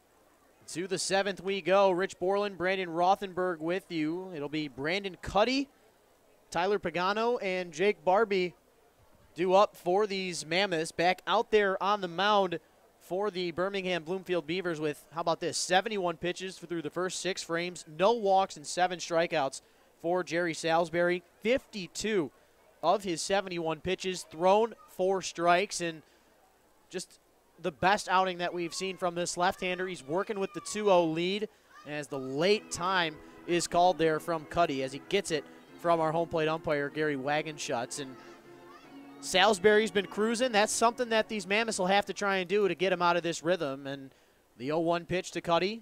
Fastball right down Broadway it goes at 87 miles an hour. And Salisbury is not messing around. He's going right after these guys, and for good reason. Yeah, and that's a great point that you make there, Rich. Brandon Cuddy calling time, trying to do something, do anything to kind of mess with Jerry Salisbury's timing and mentality. What he's going with right now on the mound is he's got an 0-2 count. That one looked good from up here, but missed just a bit low. Cuddy staying alive. 0-2 on the contest in the night game of the day-night doubleheader. This ball lined to the shortstop position. Thomas Rulis, time and time again, showing why he's our everyday shortstop for these Beavers. That is, in fact, your 1-800-Hanson's Get It Done play of the game, and Cuddy, for the third time today, is retired. Second time via the lineout. He lined out to third base back in that first frame where we saw that same exact play like we did in the home half of the sixth where Brandon Cuddy made. So Cuddy hitting into a double play and making a double play over there at the first base bag. A lot of action for the first baseman. Tyler Pagano now standing in. Speaking of first basemen, Pagano played as the first baseman in the day game for these Mammoths. Ended up going 0 for 2 with 2 walks, a run scored, but he reached base safely in every at-bat. Reached on an error and a fielder's choice in the game as well. But the thing with Pagano, and I was talking with Evan Trout, one of our baseball operations guys, and the thing with Pagano, he can hit the best of them with fastballs, but in terms of sliders, it's almost, I mean, the numbers are staggering. He cannot hit a slider, and I don't want to be rude, but to save his life. I mean, it's been evident with the stats. The slider has just been too much for Pagano, and if I'm Salisbury, he doesn't have a curveball, but there goes that slider. And the 0-2 pitch, or on the 1-2 pitch, Pagano chases after it and strikes out for the first time tonight. And he does have the double back in the second inning, but could not come around to score. He is retired via the strikeout for the first time today. And Jake Barbie, speaking of strikeouts, 0 for 2 with 2 of those, stands in for the third time, trying to avoid the dreaded sombrero. Well, I'm sure Jerry Salisbury did his homework before the game and took his time to kind of scout out the players. And like you'd mentioned with those baseball analytics stats that we have, that's great to know for those starting pitchers and guys coming out of the bullpen to know what guys favor and, you know, what pitches like they'll hit well and what pitches they obviously struggle against. And we see Jerry Salisbury there getting a batter there down on strikes on that curveball. So nice call there, Rich. Salisbury, the third most accurate pitcher in this league. Speaking of stats, got some more sabermetric stuff. Salisbury throwing strikes on 68.8% of his pitches. That is third, just behind Clifton Landis and Dylan Collette. But both of those guys are relievers for their respective teams. And Salisbury, the starter with the best strike percentage, right behind him, Josh Mason of the Mammoths, who was dominant in the game earlier this weekend. The 1-2 pitch gets Barbie right on the right, I believe, shoulder, and that one's going to have to get rubbed out, but Barbie, a tough guy, he's going to jog down to first base. Hopefully he stays in this one as our medical provider, Beaumont, goes out there to tend to the catcher for these Westside Woolly Mammoths. Yeah, and obviously Salisbury didn't intentionally mean to hit him there by any means. It's just a pitch that got away from him. But Salisbury's definitely not happy with himself. I mean, he had a 1-2 count, 2 outs, and he's never made it past the 7th inning here so far in the season. And obviously he really wanted to get the batter there, but I mean, he can just relax and calm down. He knows he's doing a great job. He's got 2-0 lead, and just keep doing what he's doing and kind of just put that behind him and throw strikes. Keep throwing strikes. Barbie getting looked at as we speak, and making his way up to the plate is Andrew Dundon. Dundon on the day, 0 for 2 with a flyout and a lineout.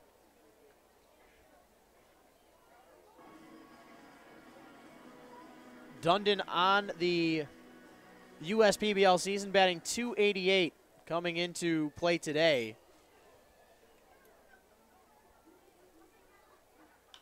First pitch swinging is Mr. Dundon, and this one getting away from Seth Freed. A kerfuffle over there at the hot corner keeps this inning alive, and that's tough if you're Jerry Salisbury, who had just the 71 pitches through the first 6 frames. You do get the force out at any base, but you're doing your best to throw ground balls, and unfortunately the defense could not help him out behind him, and Dundon reaching on that error committed by his counterpart, the third baseman, Seth Freed. So the inning stays alive. Tying run is, of course, on the base pass. Winning run at the plate, and Justin Irby, as he's over 2 on the day with a line out to short and a strikeout.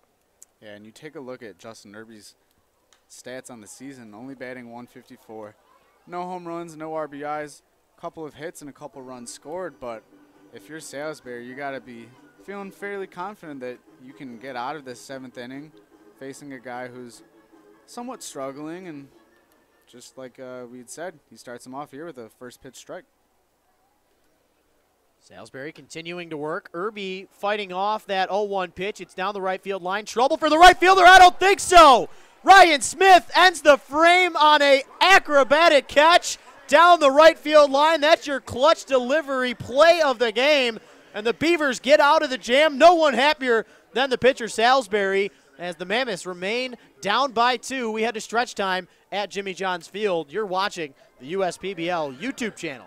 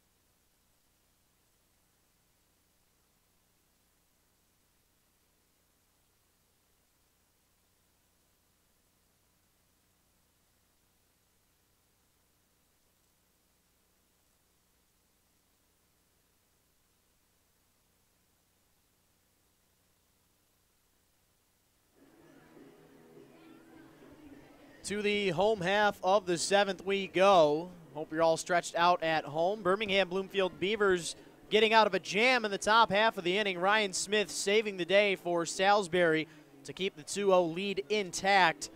It'll be Braxton Morris, Nick Campana, and Thomas Rulis due up to start this home half of the 7th inning. The day is done for Jake Angus. He goes 6 innings, allows 2 earned runs on 6 hits, gives up 4 walks, but had 2 strikeouts on the day. And now we have sort of a unique situation. The man on the mound for the Westside Woolly Mammoths over the past weekend getting traded from the Utica Unicorns to help out these Mammoths in a time of need with pitching. As this ball, second pitch swinging, Mr. Rothenberg's pick, the stick contestant, getting a leadoff single. He was thinking about going 2, skids on the tracks after rounding first base, and that is a leadoff single for the number 9 hitter. Great piece of hitting there to give the Beavers their leadoff man on to start the 7th. Yeah, I think that puts me in the lead, Rich, with Yeah. a single there from Braxton Morris. So my pick the stick looking pretty good. After getting that win last week, feeling fairly confident. But let's talk a little bit about the guy in the batter's box, Mr. Nicholas Campana. His senior season at Hartford, he batted .385 and 208 at-bats. He had 80 hits. 17 of those 80 hits were doubles, and 10 of those were homers, along with 39 RBIs and 22 bases on balls he's reached. So got a little bit of speed. He's got some pop in his bat, and definitely a good guy to throw in your leadoff spot. Campana ahead in the count, 2-0. Great hitter's count as Goodson misses the zone high. Campana working the count in his favor early in this one. Runner at first is Morris, 1 for 3 on the day with that single. Count 2-1, as this one misses the zone high. Now the count 3-1 Or excuse me, okay, that is correct. I got crossed up with our main scoreboard. The count is, in fact, 3-0. I was right. Knew I was. As Goodson will try and continue to fight in this one. Campana looking for ball number 4, but he won't find it. This one called strike 1. So now the count is 3-1 as Chris Newell, the manager of these Birmingham Bloomfield Beavers, giving signs to Campana. Wonder if we'll see maybe a hit and run on this 3-1 pitch. In fact, there goes the runner to second, but it was a straight steal. The throw in, and in time. Getting retired at the second base bag is Braxton Morris. Looks like he might have slid in just by a tag, or excuse me, just by a hair, but the tag in time apparently over there at the second base bag, but Chris Newell not a fan of that ruling, and having to make his way to the third base dugout is Morris. He's retired for out number 1. Well, there is no instant replay in the USPBL, unfortunately. It kind of makes it, ooh. Is now Campana on the payoff pitch, getting drilled. He was not a fan of it, and Beavers with a little animosity here after getting taken out on the base pass on a close play that could have easily went either way, and now Campana on the payoff pitch, getting drilled on the backside. Reaches first base safely with 1 out, and now Thomas Rulis, that the hero of the game thus far, standing in with the 1-for-3 night, 2 RBI double, and 2 groundouts to the left side. Thomas Rulis having himself a night here, batting .306 on the season. Got a runner over at first, and seems the Goodson on the mound struggling a little bit, so you can bet that Rulis is going to be aggressive this at-bat. First pitch missing the zone high. Rulis working the count in his favor, 1-0. He first pitch swung on that double in the 5th inning that drove in both Ryan Smith and Nick Campana. He's trying to drive in Campana for a second time today, second consecutive to be exact. 1-0 pitch, called strike on the outside part of the plate, evens this count up at 1-1. Goodson coming to us from Northeastern Junior College. Mention those stats, Brandon, as this one gets away from the catcher, Barbie, and getting to second with ease on the wild pitch is Campana. So a runner in scoring position for Rulis once again. Yeah, Goodson struggling here, just like the previous pitcher, Jake Angus, to throw strikes, and his control early on isn't looking like he's got his best stuff here tonight, but you just got to relax.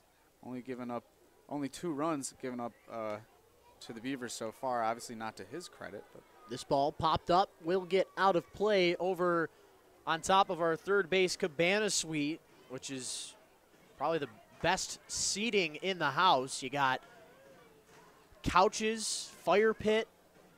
You're sitting right on top of the third and first base dugouts. If you want to get a group together, come out to the ballpark, have a good time. Plenty of suites that we have to offer. You can give us a call at 248-601-2400. If you want to chat with me, extension line's 141. Rulis working the count full against the pitcher, Goodson. Trying to get his second consecutive hit on the day is the left-hander. It looks like he might have it out into right field, but Drew Kitson almost making the catch on the dive. Instead, it falls out of the glove, and Rulis reaching on the single. The leadoff single from Morris. He got caught stealing for out number 1 at the second base bag, but Campana on the hit by pitch gets to third base on the single from Rulis. Runners at the corners here for the Beavers in the home half of the 7th, and Jack Haranek coming up to the plate. Donald Goodson's really going to need to make some good pitches here facing Jack Haranek. We know he's got a lot of power loaded up in that bat. And first and third, Jack Haranek not the fastest guy in the league, but he can, for a big guy, he can make his way down the line. So if you're Goodson, you're looking to get a ground ball here as he throws that first pitch up and away to Jack Haranek. Yeah, 2 double plays already committed by the infield of the Mammoths, but both of them going against Seth Freed. This one, the runner, Rulis going to second, bang, bang play, but just short. Rulis gets in safely. It's another stolen base there for the Dartmouth product. Rulis officially on the season as we take a look at his numbers. Rulis, stolen base number 8 already, Brandon. That's something. I mean, he's got some speed in his legs, and he's got some gold glove capabilities in his glove. As that changeup misses just inside. Look good from up here as Goodson throws 3 straight, then missed the zone against Haranek.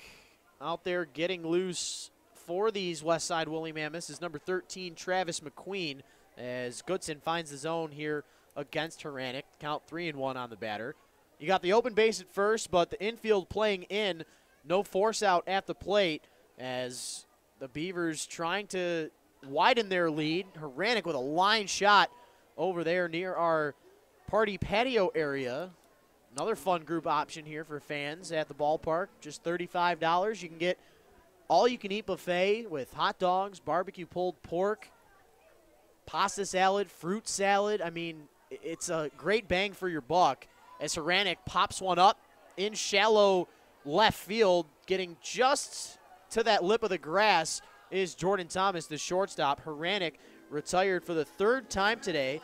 First time that he put the ball in play, though, as he had 2 strikeouts and a walk coming into that at-bat, and the pop out to shortstop is good enough for out number 2, but here's another situation where the Mammoths are trying to strand runners on base. The Beavers stranded 2 in the 2nd, 1 in the 3rd, 2 more in the 5th, and then 1 more in the 6th inning.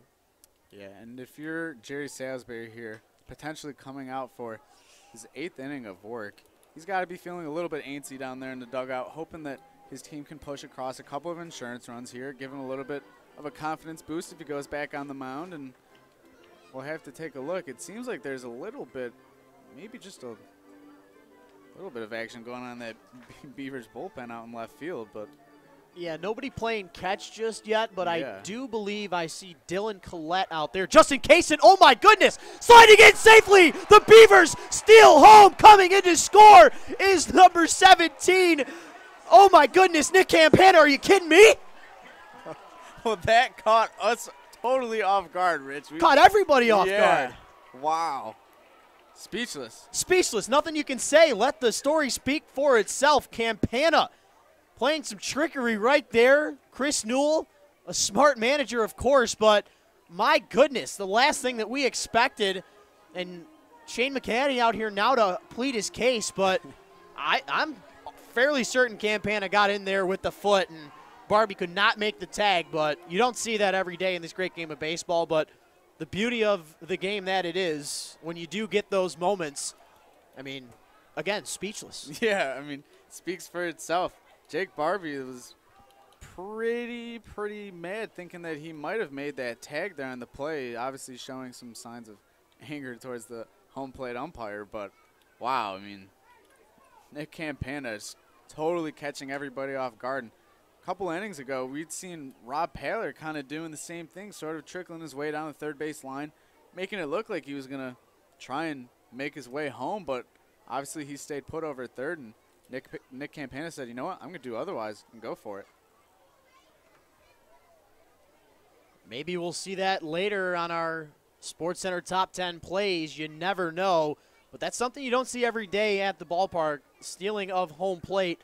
Brandon Raw trying to help out the Beavers and add another insurance run with Rulis over there at third. Wouldn't hurt as Goodson throws in another one. The 1-2 pitch missing just inside, and Raw continuing to work. And even happier than Nick Campana himself is Mr. Jerry Salisbury. He needed an extra insurance run badly if he's going to come out, which it looks like he is for the 8th inning with nobody out in the left throwing in the bullpen. That pitch just missing outside. But, I mean, he got that clutch insurance run, giving him that confidence boost, and he'll go out there and continue putting in that work as he's done all night. So the count full on the batter, Raw. The runner at third is Rulis. Goodson, the pitcher, the payoff pitch. Popped up out into right field. Kitson has a beat on it, and he makes the catch for the third and final out. Beavers add a run in miraculous fashion with the stealing of home plate from Nicholas Campana using his wheels.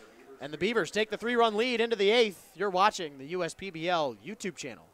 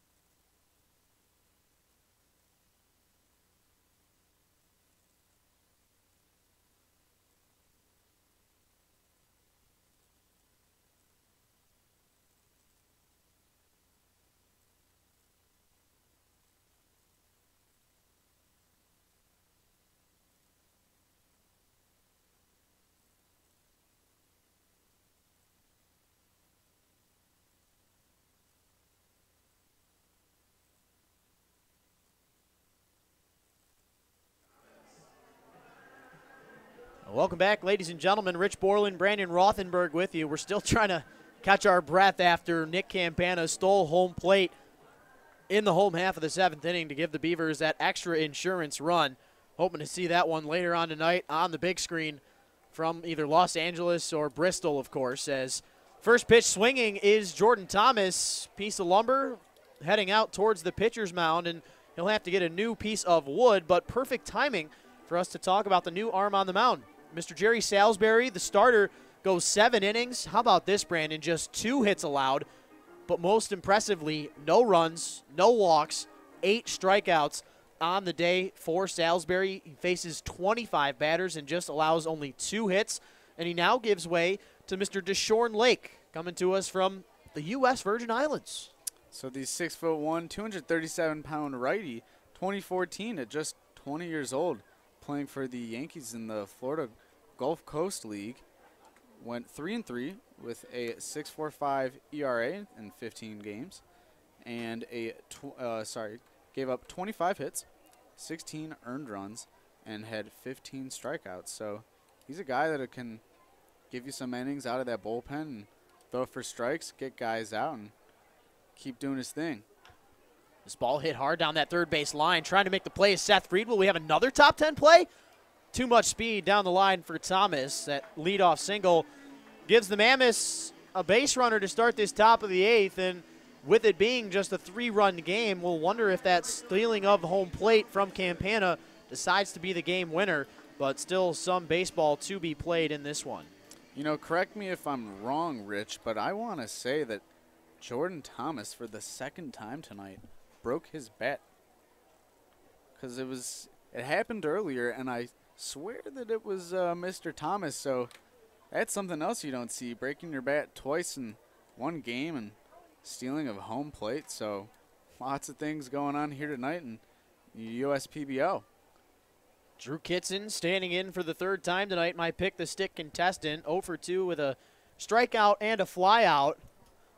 Looking for hit number 1, and what a time it would be. Team trailing by 3. You need to get an extra base hit to try and inch your way back into this one. Deshaun Lake had an outing back on May the 15th as he gets a strike in there against Kitson, where on that game against the Westside Woolly Mammoths, he went 5 innings, only allowed 1 hit, no runs, 2 walks, and 8 strikeouts against the 17 batters that he faced. But battling against a UCL strain in that throwing arm has kept him out for 2 months, but made an outing against the Eastside Diamond Hoppers back on July the 15th, where he went the inning, had 1 strikeout against the 3 batters that he faced in the perfect campaign.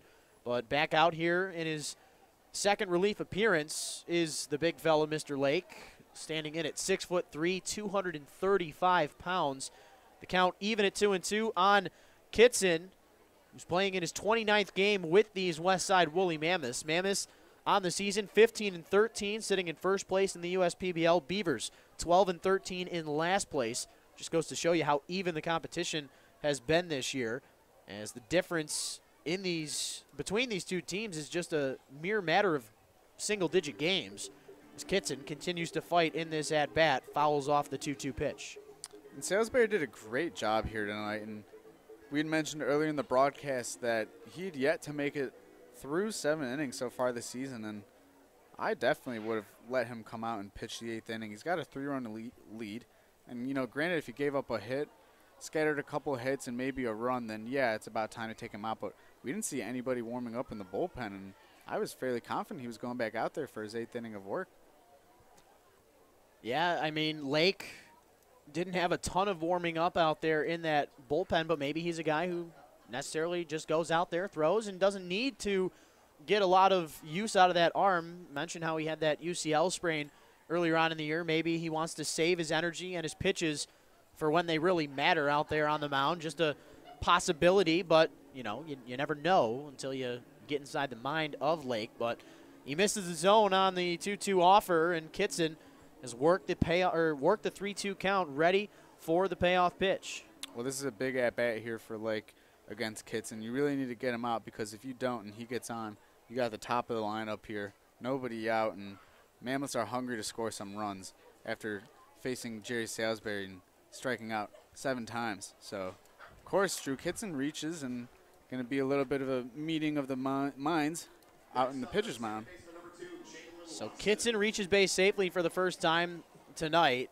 Thomas gets into scoring position to second, and now Chris Newell making his way out to have a conversation with Mr. Lake. There are two arms now getting loose. I mentioned how Dylan Collette was warming up at one point. Now Brian Heldman has joined him out there, and the dual-purpose visit at the mound for Chris Newell, of course, wanting to communicate with Lake and tell him to focus on what he's good at and try to stray away from the bad things. Of course, with that payoff pitch walk to Kitson, a little disheartening there for the Beavers, but also at the same time, you go out there to slow the game down and get your guys in the bullpen ready just in case things get away from Lake in this inning, as the Beavers already trail this one by 3, or excuse me, lead this one by 3. Mammoths with a tying run at the plate in Jalen Lawson, who already has a home run on the weekend, tied for that league lead with 5 home runs with Utica Unicorns' Dan Ward.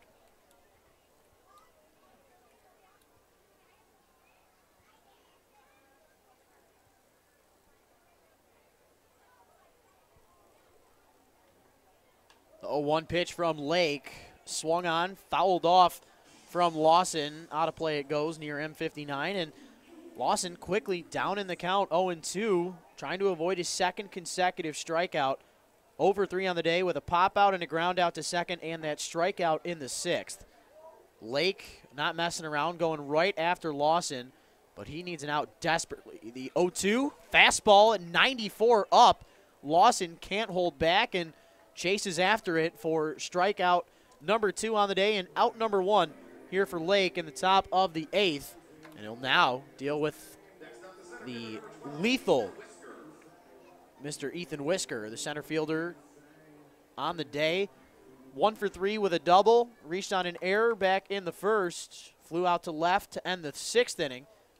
But what a time. You got your, I mean, there is not enough things that we can say about Whisker as he swings and misses at the first pitch of the at-bat. Coming into tonight, most RBIs in the league with 23, most hits in the league with 33, second most doubles with 9, second best batting average with 314, third most at-bats with 105, and tied for first with 18 runs scored, but not doing too hot in this at-bat against Lake. The breaking ball, Whisker chases after, and Lake, just like Lawson, works ahead of Whisker, 0-2, and now you can pretty much toy with the batter and bring anything you want. Yeah, that last pitch definitely had Whisker fooled as Lake tries to go inside with the fastball. But you're right, Rich. I mean, 0-2 and now 1-2 on Whisker, one of the league's most lethal and dangerous hitters in quite a dangerous spot. I mean, you got the tying run up at the plate and the guy who's got 4 homers on the year. So key point in the game, you never know what happens as he tries to kind of bounce one down and away in the dirt there against Whisker. The slider low and away. Whisker holds back, does not chase after the 1-2 offer. Great job from Adam Gauthier to slide to his right, keep the ball in front of him. Jordan Thomas thought about taking third, but made the quick decision to stop in his tracks and stay in scoring position for the good hitting Whisker. 2-2 pitch, another pitch missing away. This one, the fastball out of the hand of Lake, as that one touched 94 miles an hour. Yeah, that fastball is looking real good coming out of the hand of Lake, just missing the outside corner. This ball chopped over to that third base position. Seth Freed over to the second baseman, Mr. Braxton Morris, and then the completion of the 5-4-3 double play. The Beavers get out of the top of the 8th unscathed once again. The double play proving pivotal here tonight as we head to the home half of the 8th. Beavers out in front by 3. You're watching the USPBL YouTube channel.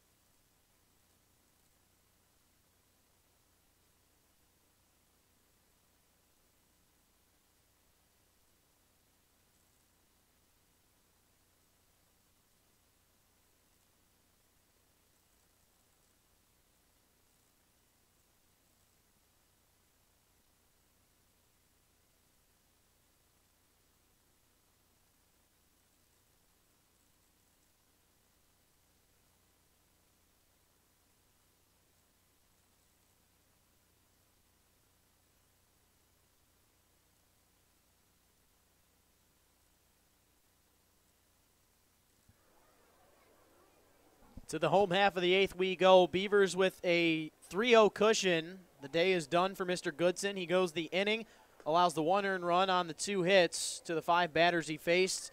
And now pitching for the Westside Woolly Mammoths, coming to us from Richmond, Virginia, and Radford University, Travis McQueen, the right-hander, as he misses the zone for the first pitch and then finds the outside corner against Rob Paller, evens this count up at 1-1. McQueen on the season, second year with these Westside Woolly Mammoths. He's got 11 outings on the year, 39 1/3 innings pitched with a 2-3 record.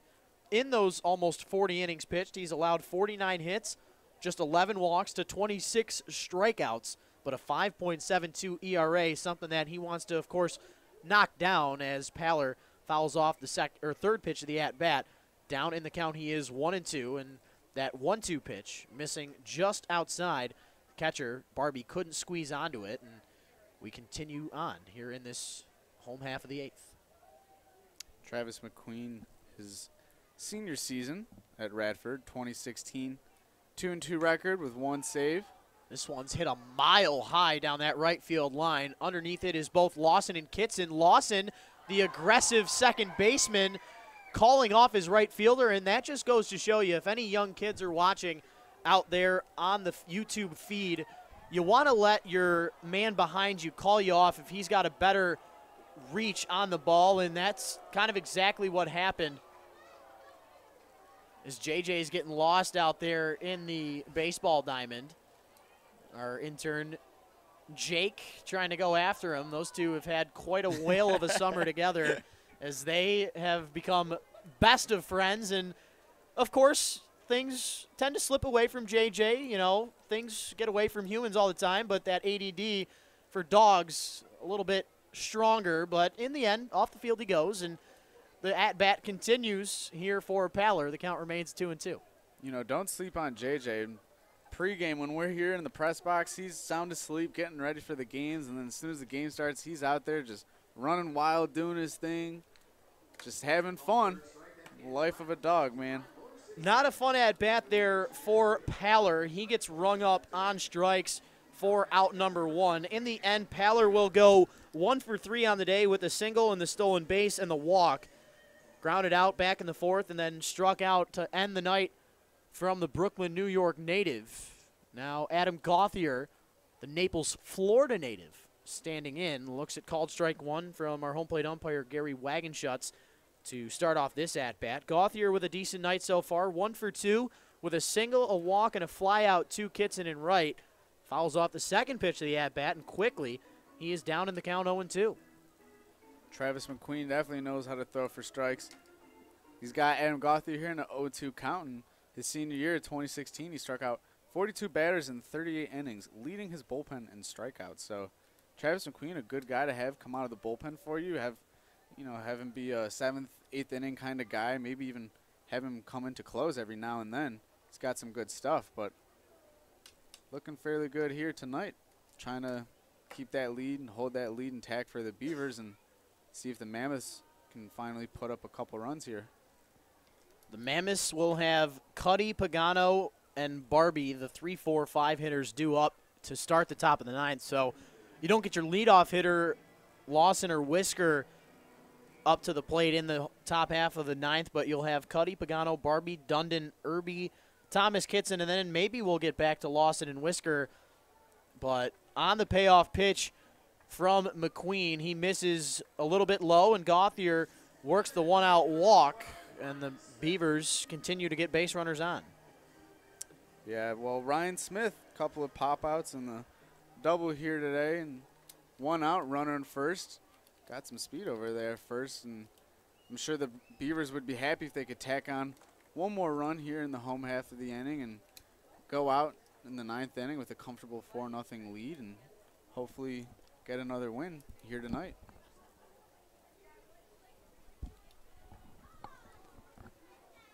First pitch to Smith, called strike on the outside part of the plate. Smith, 1 for 2 on the day. Singled and scored back in the 5th inning.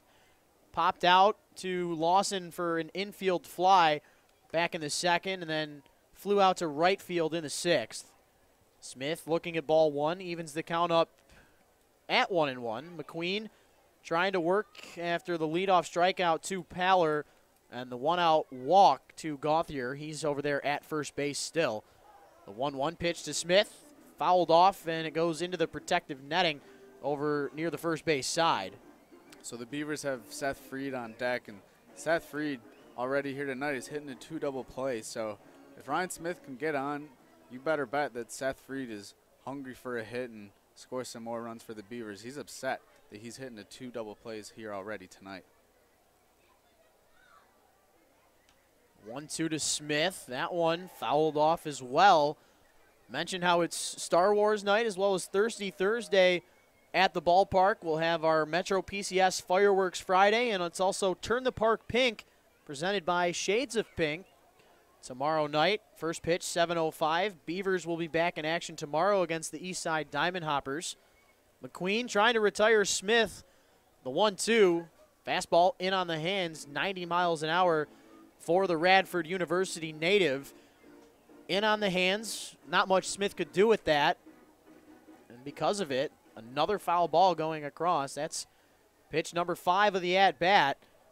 McQueen desperately could use a ground ball to retire 2 for the price of 1, but Smith calling time, getting it from our home plate umpire, Mr. Gary Wagenschutz. So a little pause in the action. McQueen back on the rubber. The kick, the push, the breaking ball swung out and missed. Smith goes down for the first time via the strikeout tonight, but strikeout number 2 for McQueen in the frame as Gauthier remains over there at first with the one-out walk.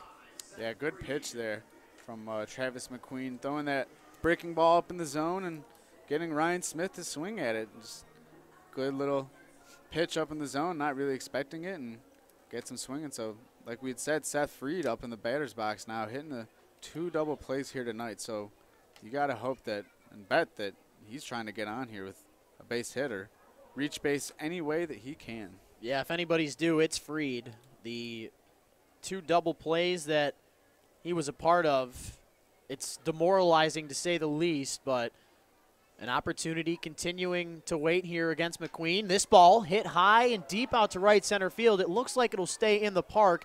Kitson calling off his center fielder Whisker, and Freed is retired.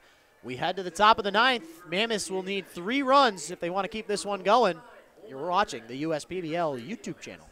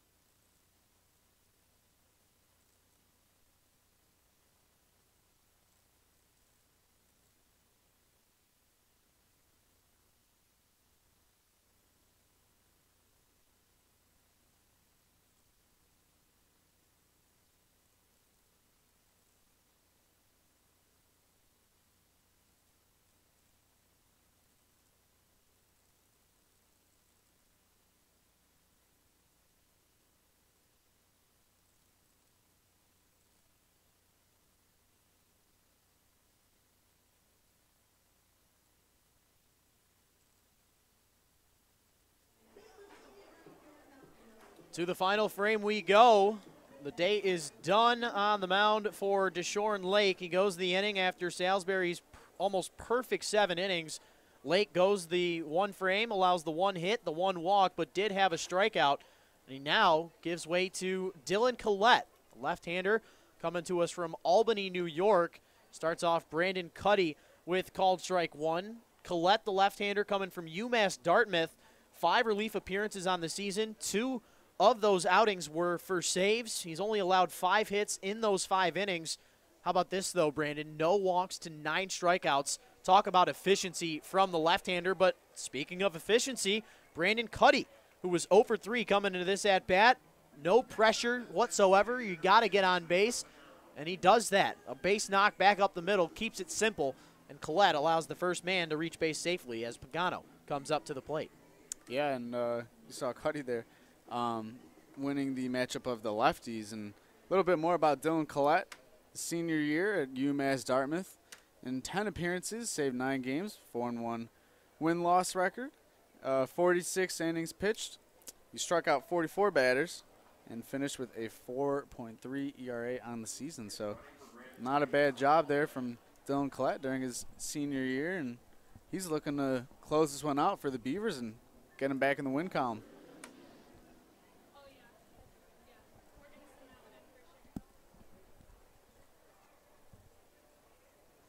So a break in the action. I was turned around for a second. Is there a pinch runner? Or I saw Mr. Wagenschutz going to the book over there at first base. Looks to be 15. That is not Brandon Cuddy. That is, in fact, as we take a look at our Mammoth roster, Alec Allred into pinch run for Mr. Cuddy. So Cuddy's day, in fact, done.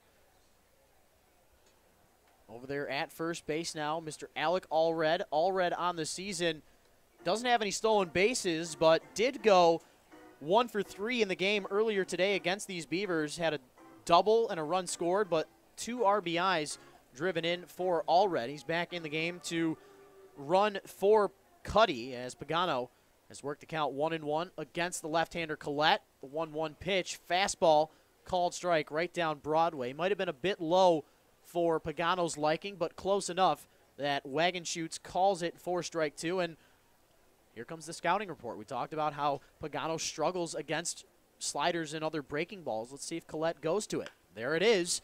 This one, though, fouled off, and Pagano out in front of it, but makes contact, hits it foul, and stays alive in the at-bat.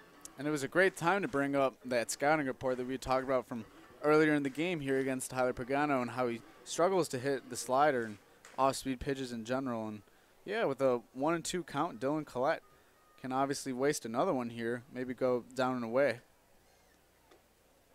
A little bit down, a little bit away, Brandon, but just missing that lower corner. Pagano working the count even at 2-2.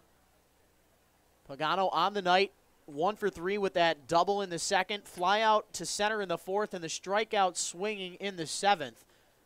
Allred with a decent lead, but you can't get a good jump against the lefty.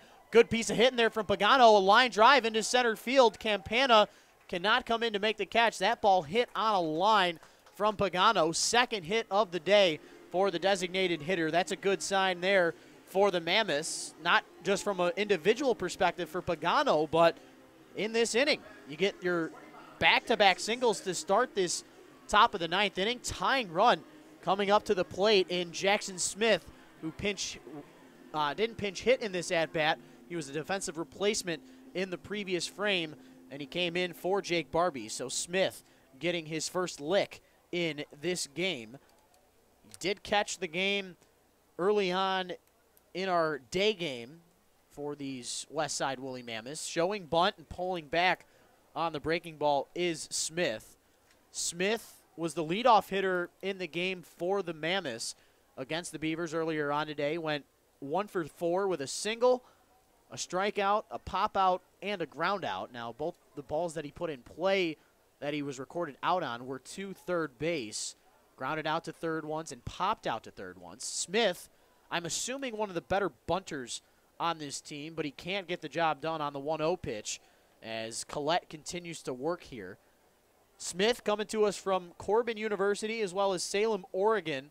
Smith with 23 hits and count this, 23 games for the Mammoths. So a 271 average, does have 1 home run and 2 stolen bases on the year, but trying to get that sacrifice down is Smith. That ball misses the zone. Smith pulls back, and over there at second base is Allred, and he almost gets back-picked. Nice job from Rulis to go cover second base.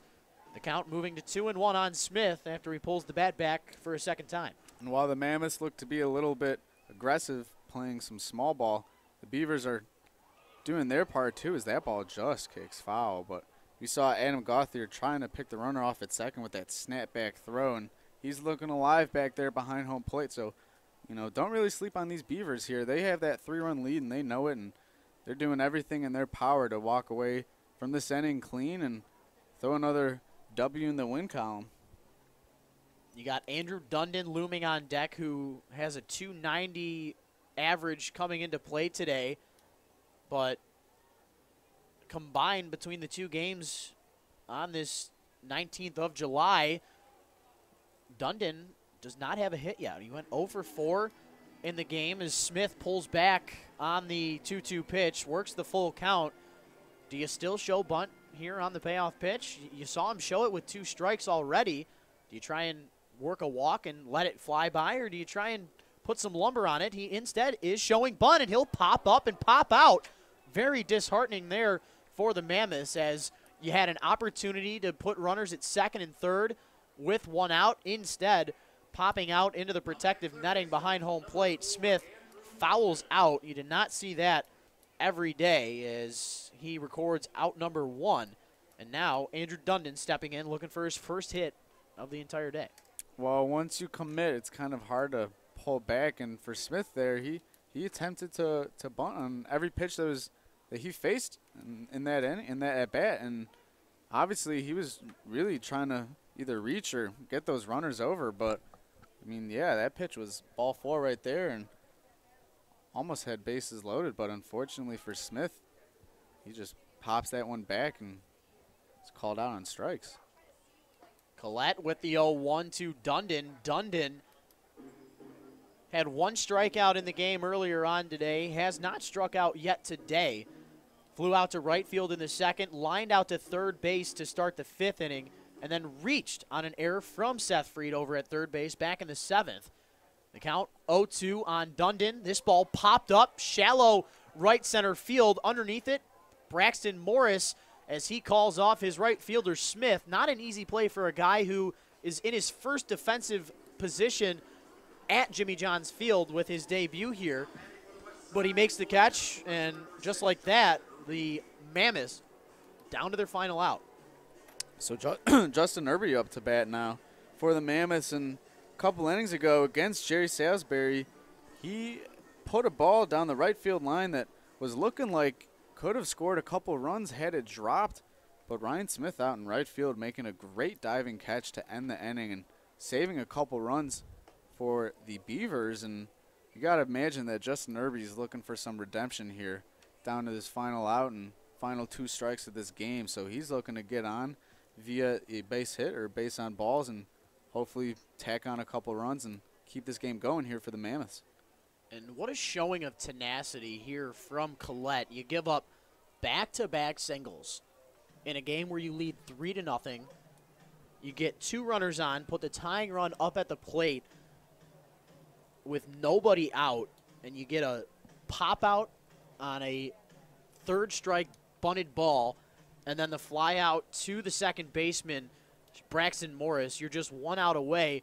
What a turn of events here for both of these teams after that tough start for Collette on the mound to start the 9th.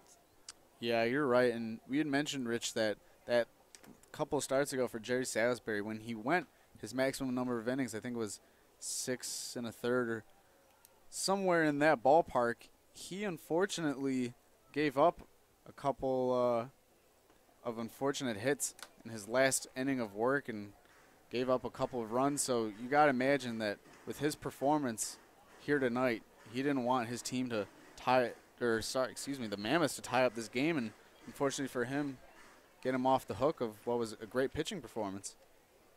Irby and the Mammoths down to their final strike. Collette with the pitch. The swing and the miss from Irby ends the ball game. The Mammoths threatened multiple times throughout this game, but the pitching and the defense overcome adversity here for the Beavers. They get their 3 runs on a bunch of spread out hits. Thomas Rulis with the 2 RBI double in the 5th inning, and then the RBI single from, Campana scoring all on his own. Can't forget that on that stealing of home. And what a game we saw here today. Good pitching performance. The story of the game got to go with both Jerry Salisbury and, of course, that stealing of home from Nicholas Campana on the day. Salisbury going the 7 innings. Overall, only gives up 2 hits, no runs at all, no walks at all, and he strikes out 8 in the process of the 25 batters that he faced. Deshaun Lake goes an inning in relief, allows 1 hit but no runs. And then Dylan Collette slamming the door for the Birmingham Bloomfield Beavers, gets save number 3 on the year. Brandon, up here in the booth again with us. Final thoughts on this one? Yeah, don't exactly count out Jake Angus. It was pretty much a battle of the pitchers early on in this game, and it wasn't until the home half of the 5th inning when the Beavers put up 2 runs of their own. And Jake Angus, final stats on the night, 6 innings pitched, 6 hits, 2 earned runs, 4 walks, and 2 strikeouts. So, I mean, if you're Jake Angus, you got to come in your next start thinking that, you pitch a fairly good game here tonight, but work on throwing those first pitch strikes and trying to keep the batters off the base pass via the base on balls, and just keep doing what you're doing and just throw strikes, kid. But great pitching performance here tonight from Mr. Salisbury. Much deserving win, and he's got to feel pretty confident about that one. Salisbury moving to 2-2 on the season. Angus dropping to 2-4. And before we send it off, I'm going to let you hear what Salisbury has to say down on the field with our in-game host, Mr. Matt Derry.